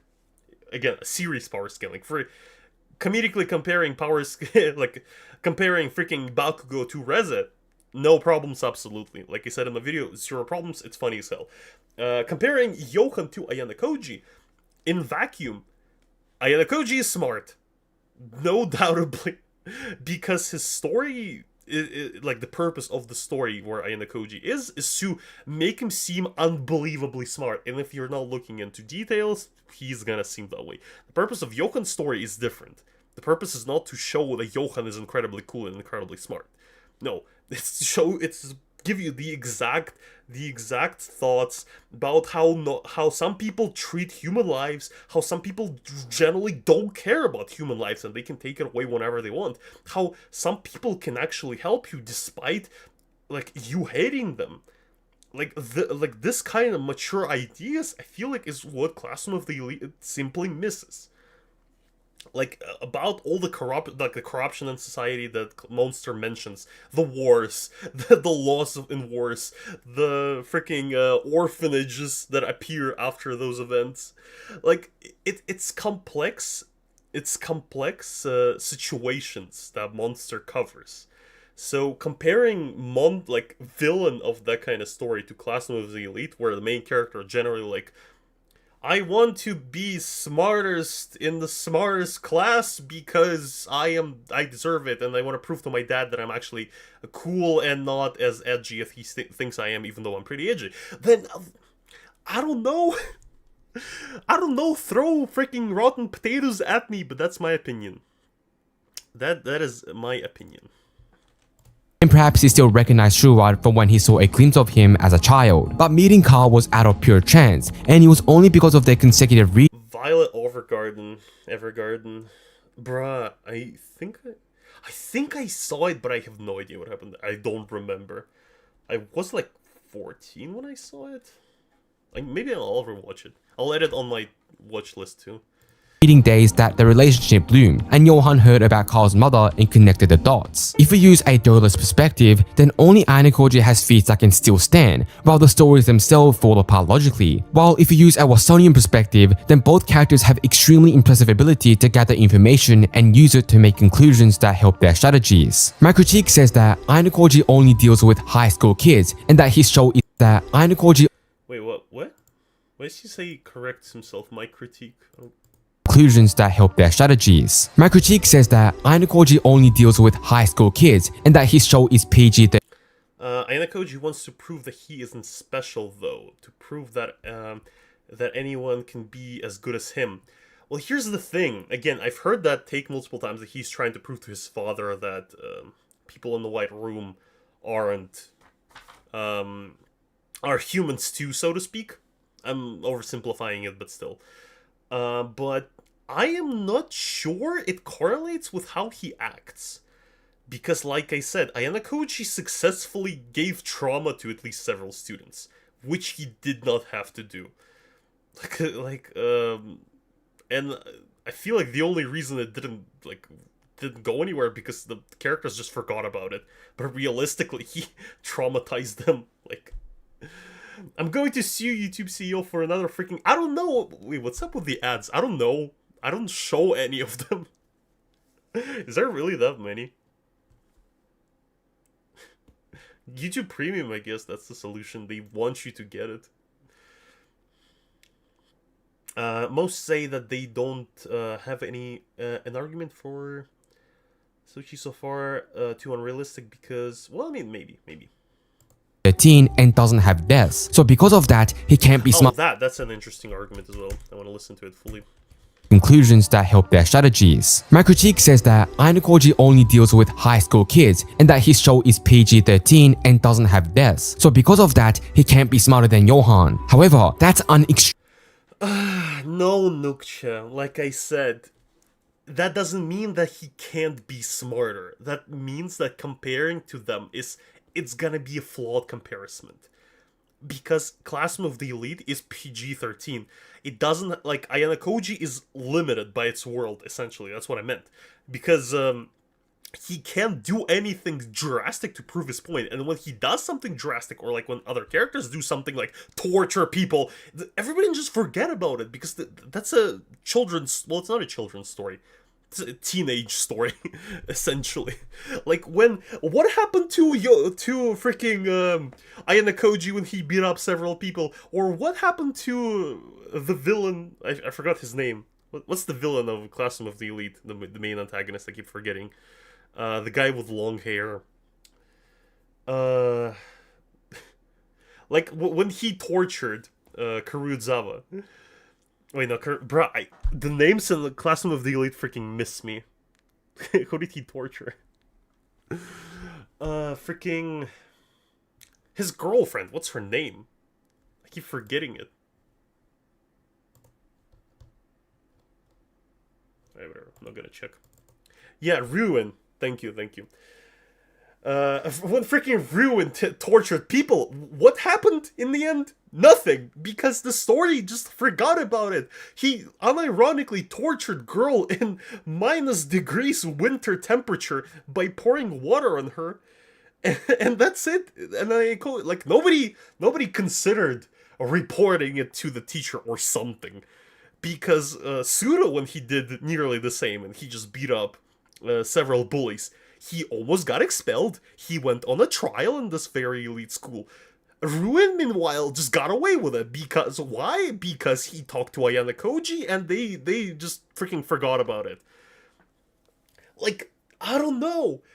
It's hard to compare that to a story where Johan when you just try to learn something about him, not even like try to fight him, just attempt to learn something about his past, uncover that Johan isn't his actual name, he goes, tries to kill you, and after he fails a couple times, he manipulates you, psychologically tortures you, makes you commit suicide, and then goes and kills all your friends and family. Like, I don't know, I feel like those stories are slightly different when, like, if you compare them seriously. That's the point I was trying to explain in that video, Nucha. It's not the point that because Ayanokoji and his classmates are high schoolers, they can't be as smart as Johan. No, that's not that. Extremely flawed way of thinking, because not only does Ayanokoji deal with narratively dangerous characters like Tsukishiro, who's an intelligent assassin, and Takuya Yagami, he's also an extremely capable White Room student, but also the characters Johan deal with aren't intelligent logically in a— Bruh, is he gonna explain to me the characters in the Classroom of the Elite are smarter than side characters in Monster?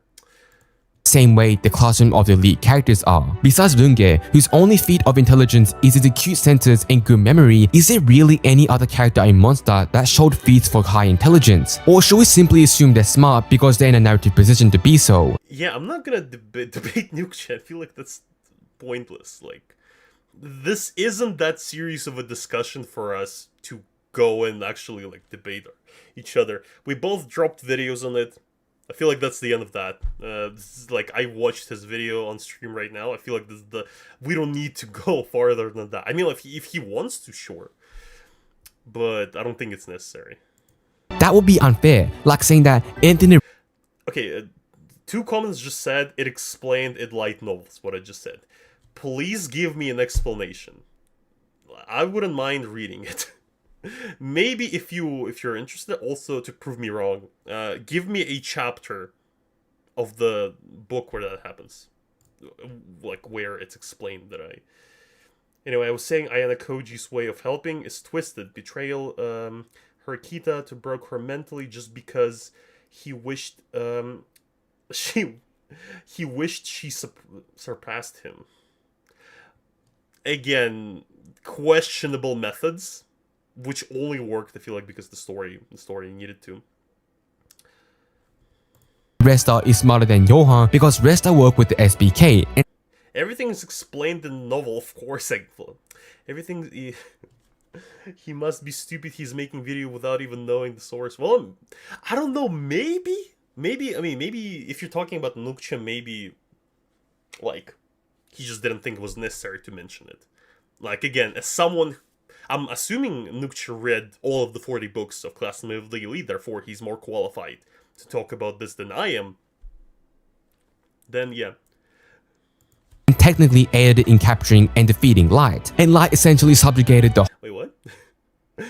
Bro, I'm sidetracking so much. Is his acute senses and good memory. Is there really any other character in Monster that showed feats for high intelligence? Or should we simply assume they're smart because they're in a narrative position to be so? That would be unfair, like saying that Anthony Resta— White Room student, but also the characters Johan deal with aren't intelligent logically in the same way the Classroom of the Elite characters are. Besides Runge, whose only feat of intelligence is his acute senses and good memory, is there really any other character in Monster that showed feats for high intelligence? Or should we simply assume they're smart because they're in a narrative position to be so? That would— Or should we assume they're smart because they're in a narrative position to be smart? I feel like that's literally a description of like every other character in Classroom of the Elite. I feel like that's just it. That's a really good summary of the Classroom of the Elite. be unfair, like saying that Anthony Resta is smarter than Johan because Resta worked with the SBK and technically aided in capturing and defeating Light. Okay, the entire deliberation between the teacher and the student council president before Koji goes up there is specifically covered up. In addition, Hall could be memorized every possible move in chess. Perfect every single skill. Again, if about the comment with console president, again, I feel like it's not the same. It's not the same as stuff that's shown in the Monster anime. light, and light essentially subjugated the whole world to his whims, killing millions of people while this Johan killed way less. So, using scale or stakes to scale a comparing even Death Note to Ayanokoji, I feel like is a flawed comparison. Again, Light, most of the time didn't need to cover anything. Like, his whole deduction simply revolved around trying to figure out the names of people. That's it. Once he figures out their name, he just kills them. So essentially subjugated the whole world to his whims, killing millions of people while this Johan killed way less. Although, maybe I'm considering... I had an idea back, like, a little bit a while ago, talking about one of the Light's great plans, because I feel like they are not that good. There was one... I mean, I think most of the manipulation in Death Note is fine.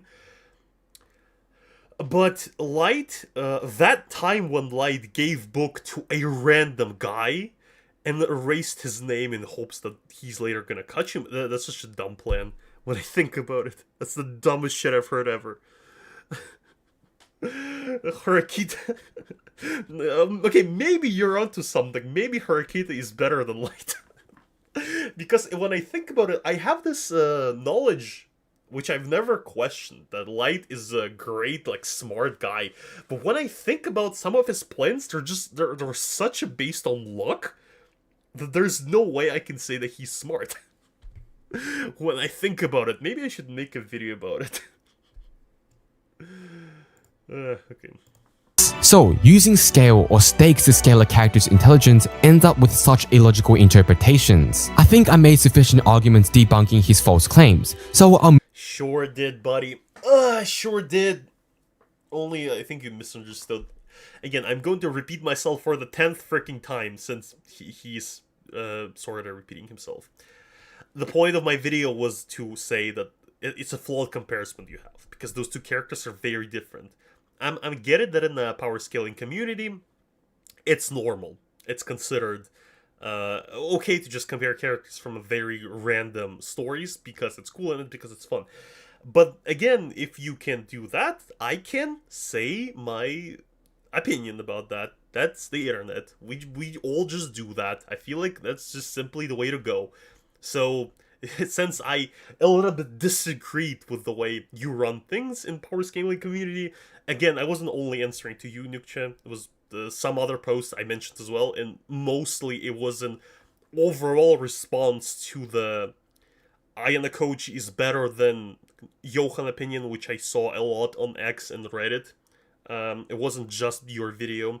I just saw your video referenced a few times, and the arguments from there were referenced a few times. That's why I thought it would be funny to answer to your video too. But like I said, the point was just to say that this is a flawed comparison. That Johan and Ayanokoji are very different. They're very incredibly hard to compare them seriously, without without me looking at you and like, what, why? Okay. Move to going over some of the misconceptions about Ayanokoji. By the way, I see you guys saying Light in Harakita. Bruh, Harakita is at least bad. She's a sexy female, so I feel like that's why she's better than Light. There's my power scaling analysis. She has a bigger boobies. That's why she's better than Light. 1. He's not emotionless. We actually see him show emotions a lot throughout the novel. Even if he's not as silly as is showed in earlier volumes, we see him show empathy for people around him when he's... Bruh, I'm reading you guys. You guys are taking my attention from the very important video. Debunking his false claims. So I'll move to going over some of the misconceptions about Ayanokoji. 1. He's not emotionless. We actually see him show emotions a lot throughout the novel. Even if he's not as silly as is showed in earlier volumes, we see him show empathy for people around him when he's not in his survivor mode programmed by the White Room. The main scene... So here's the thing. I've heard this thing that Ayanokoji is not emotionless multiple times, but... his, like, not emotionless in the books most of the time is just done by inner monologues, where he just, like, he says, he has a poker face, but he says, damn, I feel happy. That doesn't make him not emotionless. Because surprise, surprise, when like I was in high school, I was also like a gloomy teenager because I was depressed and I was an immigrant and I barely knew English. Like I was also like sad most of the time, but because I had like all those emotions cramped up in my head, it didn't make me not emotionless to other people. They all probably thought I was boring as hell. That you might think of when looking at the anime is when Sato asked why Ayanokoji didn't smile, and he Well, it's impossible to be emotionless, but like I said, in the anime, we don't hear that much of Ayanokoji's dialogues. But in light novels, there's not a lot of mentions, at least in the first, like, 5 books, there's not exactly mentions of him expressing emotions. He just thinks. Things that's supposed to represent his emotions. I feel like that's not exactly calling him not unemotional. Maybe in farther books it gets better, but again, I haven't read them.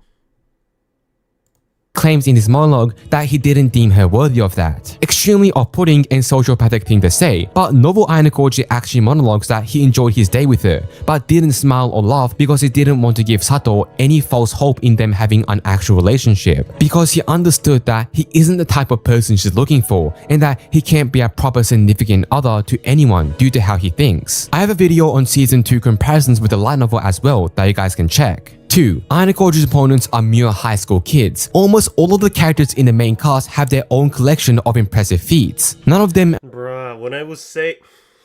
I don't know, do I have to explain it? Where I was saying that they're high schoolers and that are kids, I was mostly, well, either stating the obvious or joking. Because, well, they are. And again, my video wasn't about Ayanokoji not being able to be smart because he's a high schooler. I was just saying that they're high schoolers because they are high schoolers. And in some moments I was calling them kids because it's funny. Like, I think that's... you don't need to look deeper into that. Endangering the lives of people in an entire country, but they're using logical strategies to gain advantages or win people over. And lastly, Ayanokoji's privileged upbringing. Due to undeniably odd Ooh, that one's good. That one's I'm actually interested in hearing about. behaviors from many fans of Kiyotaka, people who hadn't read the novel, like my critique here, got the idea that Ayanokoji's Boy. Bruh, should I do a stream where I just read freaking novels of like the novels that I have on hand, so that people can finally stop telling me that I haven't read them? Or again, do I have to buy all 40 of them and read all of them? upbringing was privileged and overall desirable, as if he got many skills for free and became a great person. When the reality of his story paints something very different, as Ayanokoji is someone constantly haunted by his white room trauma, something that stops him from forming proper relationships. The fact that he'll eventually have to go back once he finishes his Bruh, I called Ayanokoji privileged because he A, has a rich father, B, went to the best school in the country. Well, after White Room, I guess, but I don't think White Room is considered a school. And afterwards, if I remember correctly, his father literally asked him if he wants to run the White Room. If that's not privileged, then I don't know. I feel like that's pretty privileged. by his white room trauma, something that stops him from forming proper relationships. The fact that he'll eventually have to go back once he finishes his 3 years in NHS is also something he can't escape. If he manages to find actual joy or love in the school, he'll have to let it go eventually. If anything, the very reason he came here was that he was trying to disprove his father's ideology about how to treat people. He wants to be defeated in a fair competition to prove to his father that people outside the white room can be just as capable for their own life experiences, without having to live manufactured minimalistic lives. To close this off, I'll begin to explain a bit more about scaling, which this YouTuber actually mentioned, as he believes that comparing the intelligence is a dumb debate because Johan is a better written character who served He got to it! He got to the point, finally. Wait. that comparing the intelligence is a dumb debate because Johan is a better written character who serves the themes of his story better. While Well, okay, dumb debate, it was a title. In the video, I don't think I ever said dumb. At least I don't remember. Maybe I said it. But if I did, I apologize. I shouldn't have said dumb debate. Flawed debate. That's flawed, inaccurate. I feel like that's all the words to describe it. I think a lot of us agree on that point, this doesn't really matter of the purpose of comparing intelligence. He's only privileged via connections, not via upbringing. He's literally could have died. No, the point is, going to a really expensive school where you're literally paid for grades, having a rich father who I think several times covered up for him. I mean, he messed him up more than he helped Ayanokoji, but still. I would say that is privilege. That's what I meant. Obviously, there are some things where he's not privileged, but overall, I would say so. Ultimately, it's just a hobby, just like comparing power levels or comparing writing itself. Whether Goku is better written than Vegeta doesn't matter if someone is specifically asking. Again, I said privileged, like, once. I didn't elaborate on it. Again, I don't think that take requires a serious answer. Who's the stronger one between them in a specific part of the story. And when it comes to specifically the intelligence scaling, well, okay, again, in this he says in power scaling community, like, when you compare two characters from the same verse, that totally makes sense. There's no problems there most of the time. Because they're written by the same author, they exist within the same rules of the world, within the same norm of the story, and most of the time they're trying to convey the same message done by the author. So I feel that's fine. Ayanokoji and Johan is a different thing, though. One is specifically asking you who's the stronger one between them in a specific part of the story. And when it comes to specifically the intelligence scaling, there's a lot of nuance that flows over a lot of people's head. Some of it actually did come up in this very video. For example, some people think that the scale of the environment matters for a character's intelligence, when it really shouldn't. While it's true some people believe the scale of not the environment, but of the story very much matters. Like I said, again, Johan's doing very major manipulations, while Ayanokoji is not even doing manipulations within his whole school. Most of the time it's like within one class. it does and use that when scaling, but for my videos, that's not really what I'm trying to aim for, as I don't think Melo could outsmart Akiyama simply because Melo is a gang leader while Akiyama plays card games. Nor do I think that Runge should outsmart Tokuchi because Runge is a detective while Tokuchi is a baseball player. I think that a character's outsmarting abilities should be judged by the logical ability. Well, okay, by that logic, he says, like, I wouldn't want to compare a detective to a baseball player. By that logic, we're comparing a tyrant to a high schooler.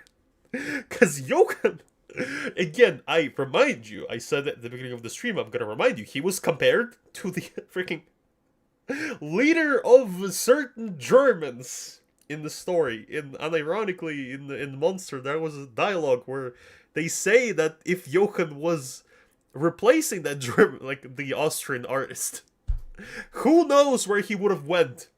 So I feel like, again, you're starting to get my point, that those characters are a little bit different. A baseball player. I think that a character's outsmarting abilities should be judged by. Okay, but chat, do we all agree that, at the very least, Satoru Gojo beats both of these guys? By the logical ability to make strategies on the fly, counter other characters to oppose them, deduce or gather information effectively, and overcome the limitations of their own specific and unique scenarios. This will make it the most fair to judge characters because we're looking at what they do and not simply what story they are part of. This is just what I think. You'll feel to disagree or scale in a different way, but it's all subjective at the end of the day and should be done in good faith. Bruh, what? Excuse me? To disagree or scale in a different way, but it's all subjective at the end of the day and should be done in good faith. Otherwise, it wouldn't be any fun. Bruh. You know, I said in my video that I don't have any problems. And I didn't even call him wrong. I just said that I think his comparison is flawed. Well, okay. I guess it's debatable whether I was rude or not. But you were saying that I'm 100% biased. All of my arguments are wrong. Okay. This was funny, though. This was very funny. So, Goku Solus, what can I say in conclusion? Goku Solus, both verse of Classroom of the Elite and Classroom of Monster. Bro, that was... subscribe to me, excuse me, wait. Subscribe to me. I'm actually, I think I want to do a couple more things on this stream. That was very funny, but I want to do a couple more things. At the very least, that was funny. Overall, no hate to Nucha. I don't have any problems. Like I said, you can power scale whatever you want. It's just I'm gonna look at you and probably gonna laugh. But again, that's the internet. That's just how it is. That's just how we roll. Um, so. Any questions at the end of the day? I feel like I repeated myself so many times. Which I don't even know if it was necessary, even. But though, I mean, I enjoyed it. I enjoyed this for sure. Okay, so next thing I wanted to maybe try doing. Maybe I'll do this the other day. Some people said I should stream more often. Maybe I should just stream more often. And how long did we stream already? I think it's like 2 hours already. Yeah, like two hours. 2 hours 5 minutes. Make a Discord, bro. Managing Discord is hell. I feel like Nucha is biased. We're both biased. I feel like I said, we're both loving our favorite anime. It's just the matter of question that he didn't understand what I was critiquing about from what it feels like. I was not saying which one of them is better. I was talking about the comparison itself. So I have one thing I wanted to do, maybe on the stream. Maybe I'll do it next time, because 2 hours is freaking a lot, and I got work tomorrow, specifically in midnight, so in 8 hours. Wait, no, in 10 hours. Okay, so I wanted to do my anime list, because I noticed that I watched so many anime, and over time, I'm slightly forgetting what was my original opinion about it. Tell us a fun fact. Fun fact, I'm 6'4". I don't know if that's cool to a lot of people, but that's a fun fact. Being a code fan in society is hard, not gonna... What do you mean? What do you mean being a code hard, a Classimal the Elite fan is hard? Like, who besides me and some of the viewers in my chat are actually like hating on Ayanokoji? I'm not even hating, actually. I'm mostly just like trying to nitpick. Like, most of those YouTubers are saying that Ayanokoji is great. It's just me. Like, who else? I legitimately haven't seen a lot of people who... Like, I haven't seen anyone besides me and some TikTokers who said that Ayanokoji is, like, stupid and, like... I haven't... Like, most of those people are glazing him, so... Well, I think it's not hard. It's me who's getting it hard. You sound American. I lived in America for the last 11 years. Here's another fun fact. I was born in Russia, though. Which I feel like you can slightly hear my accent. My family just moved me here when I was little. Literally Johan. And I was literally... I'm literally Ayanokoji and Johan combined. I was also in a white room, aka Russian elementary school, which arguably is worse. So... After that, they just moved me over here, and I learned language eventually. I think I was trying to get rid of an accent, so I hope it sounds good. We all know you're Russian. Well, it's obvious. Yeah, I'm not really hiding it. Because even in my last video, in gameplay you can see Russian text. I know Russian, da. I can speak Russian. I think it's I don't know. I still feel like I have a little bit of Niko Bellic. Niko Bellic wasn't Russian. Wasn't he like Serbian? In GTA 4, I think he was maybe, bro. I don't remember. I played GTA 4 so long ago. Oh, but like, yeah, I still feel like I have a bit of an accent, but I'm trying to get rid of it because every time I hear Russian accent, I'm cringing incredibly. So, how's the weather there? I'm not in Russia. I'm not in Russia, bro. I am in the United States of A right now, bro. If I was in Russia, I wouldn't be able to stream, probably. Yeah, thank you. Yeah, my accent, I think it's Not bad for sure, because I heard a lot of Russian speakers, and it was like it's very noticeable. It's either very noticeable or they forget how to speak Russian eventually if they spend enough time in US. I think I still speak pretty well both languages, which is, I mean, I like that. I like that. I'm glad that I kept my original language, and I speak pretty well in English. KG, Brad, did you know? Fun fact, you're Russian. Why don't you work in KGB? Did you know KGB doesn't exist anymore? There's a whole new, even more secret Russian secret agency, which I don't think any one of you is familiar with. So it's probably even more stricter now. You're right. He was Serbian.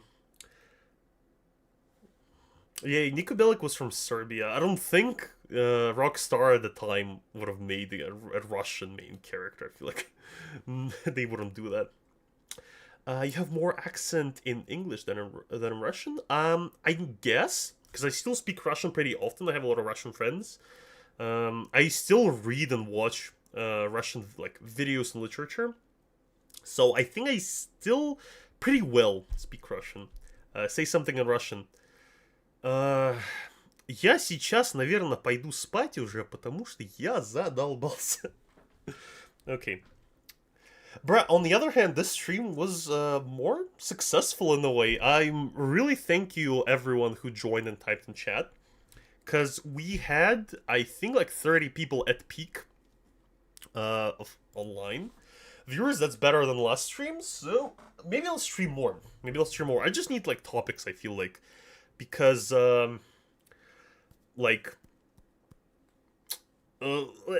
both previous stream and this stream, there were interesting videos I wanted to watch and react to. Generally, there's not that many. I feel like maybe I'll watch another Nucha's video because he has a comparison of Ayanokoji in light novel, which I started watching. But it was just general comparison. I don't know if it would be that interesting to watch on stream. He had a bunny girl senpai video, which not that many people watched. Maybe I'm gonna check that one out because that anime was interesting. That's for sure. So yeah, maybe I'll look somewhere else. Maybe I'll see if there's anything else interesting I can find. Make a video on Giyu. Bro, I'm not gonna make a versus video. I'm considering making a video about Light from Death Note. That's for sure. Because when I think about it, just now, in fact, when I thought of that, I have the idea in my mind that Light is smart, but when I try to think of why, I don't remember anything. Maybe that's just a misconception I've got because I watched the Death Note a while ago. And the second season, I don't think I even finished it. Because it was much more boring after L died. Next video, by the way, I hope it's gonna come out tomorrow. If maybe in Sunday. Because I have a third of the video unfinished. It's pretty good, so if you're interested, subscribe. Although I think everyone who's watching right now are probably subscribed. Who else? Why else would you be watching me? Oh yeah, my teacher said that Sakuta in the light novels from Bunny Girl Senpai is better than Johan. I'm sorry. I'll try reading IDK. Bruh, well, Bunny Girl Senpai is an interesting anime because that's not at all what I was expecting. I expected a cute romance, but it had such a deep dive into psychological trauma and probably the most BS power system I've ever seen. That it did blow my mind in a good way. Although I think I finished the entire anime, but I haven't seen the 1 hour special that supposed to conclude the story because my friend told me it was stupid. So I was like, okay, not watching that. But maybe I should try. Although I don't know, quantum physics needs to be touched on that subject because there's not there's not that many scientific stuff. I feel like it's more of a children with hormones and their powers that they're connected to it. Ayanokoji IQ's 3,000 actually, yeah. Ayanokoji freaking outsmarts us all. Bro, imagine Ayanokoji in like freaking 30. How would that go? Are we getting 20 new chapters? Oh wait, is Hunter still? I thought they were done releasing it. Like it was abandoned, no? Cause I haven't been. I know it's not finished, but I thought the author abandoned it. Am I wrong? Watch and read High School DxD. I started watching High School DxD as it like in my childhood. I need to return to it because I know it was peak, but it's like the thing is like with a lot of those anime, they're really long. They're really long, so I'm afraid to even touch it because I feel like I'm gonna get sucked in. Because with a lot of things I've been doing lately, like I made a post recently that I started playing Starfield. That shit took me away for like 300 hours. Like when it came out, and I had another like 100 hours. Like I'm coming back to like coming back from work. I'm playing that. Like, because I need to manage my time. And same thing with a lot of anime. What it was, I think when Attack on Titan was, I got into it. There was already like 2 seasons that came out. I was just coming back from school and I was watching it. I was like not sleeping enough. I was just watching the anime because I was that interested. Like, I need to restrain myself because otherwise I'm freaking screwed. Now, High School DxD is pretty good. From what I've heard, within its genre, it's actually good. I also wanted to watch Akame ga Kill. Because I wanted to. It's one of the things I want to rewatch because I remember watching it for the first time made me annoyed, but I don't remember the plot besides the fact that main character and his crush die in the end. So there's like, maybe I need to rewatch as well. Maybe I'll need to make a video about it. Bro, there's so much stuff. So much things I want to make a video on, but it's literally just no time to do that. So that's why I'm trying to manage, like some things I talk about. It's literally just something I just watch, like Summer Hikaru died. Literally watch it and made a video about it right away. Same thing with Chain Soldier. Like some things I had on my mind for a while. So because I think even the first video about Ayanokoji, I waited like half a year till I released that video. Okay, also read Hybrid X Heart. I don't know what that is. Koji slams Johan though. Yeah, sure, buddy. Sure. You know the funniest thing, I feel like even if we're realistically comparing Johan to Ayanokoji, realistically it would go like that. They meet up, Johan realizes how smart Ayanokoji is, Johan shoots him. I feel like that is a realistic encounter of those two. There's not gonna be ongoing intelligence battle. Johan just pulls out a Glock, that's it. Because Johan just does that. He doesn't need to prove anything. Alright. I guess I'll try 19 likes. Jeez. Appreciate it. I think I'm gonna pause right here. I'll try to stream within sometime next week where I'm gonna do my anime list. I feel like nobody's gonna watch that, but I want to do that anyway because I want to sit and fill out my anime list so that I at least had some kind of memory of my opinions on different anime. And you guys can suggest other anime. Maybe I'll add them on my watch list. Alright, thank you everyone for joining. It was a great live stream.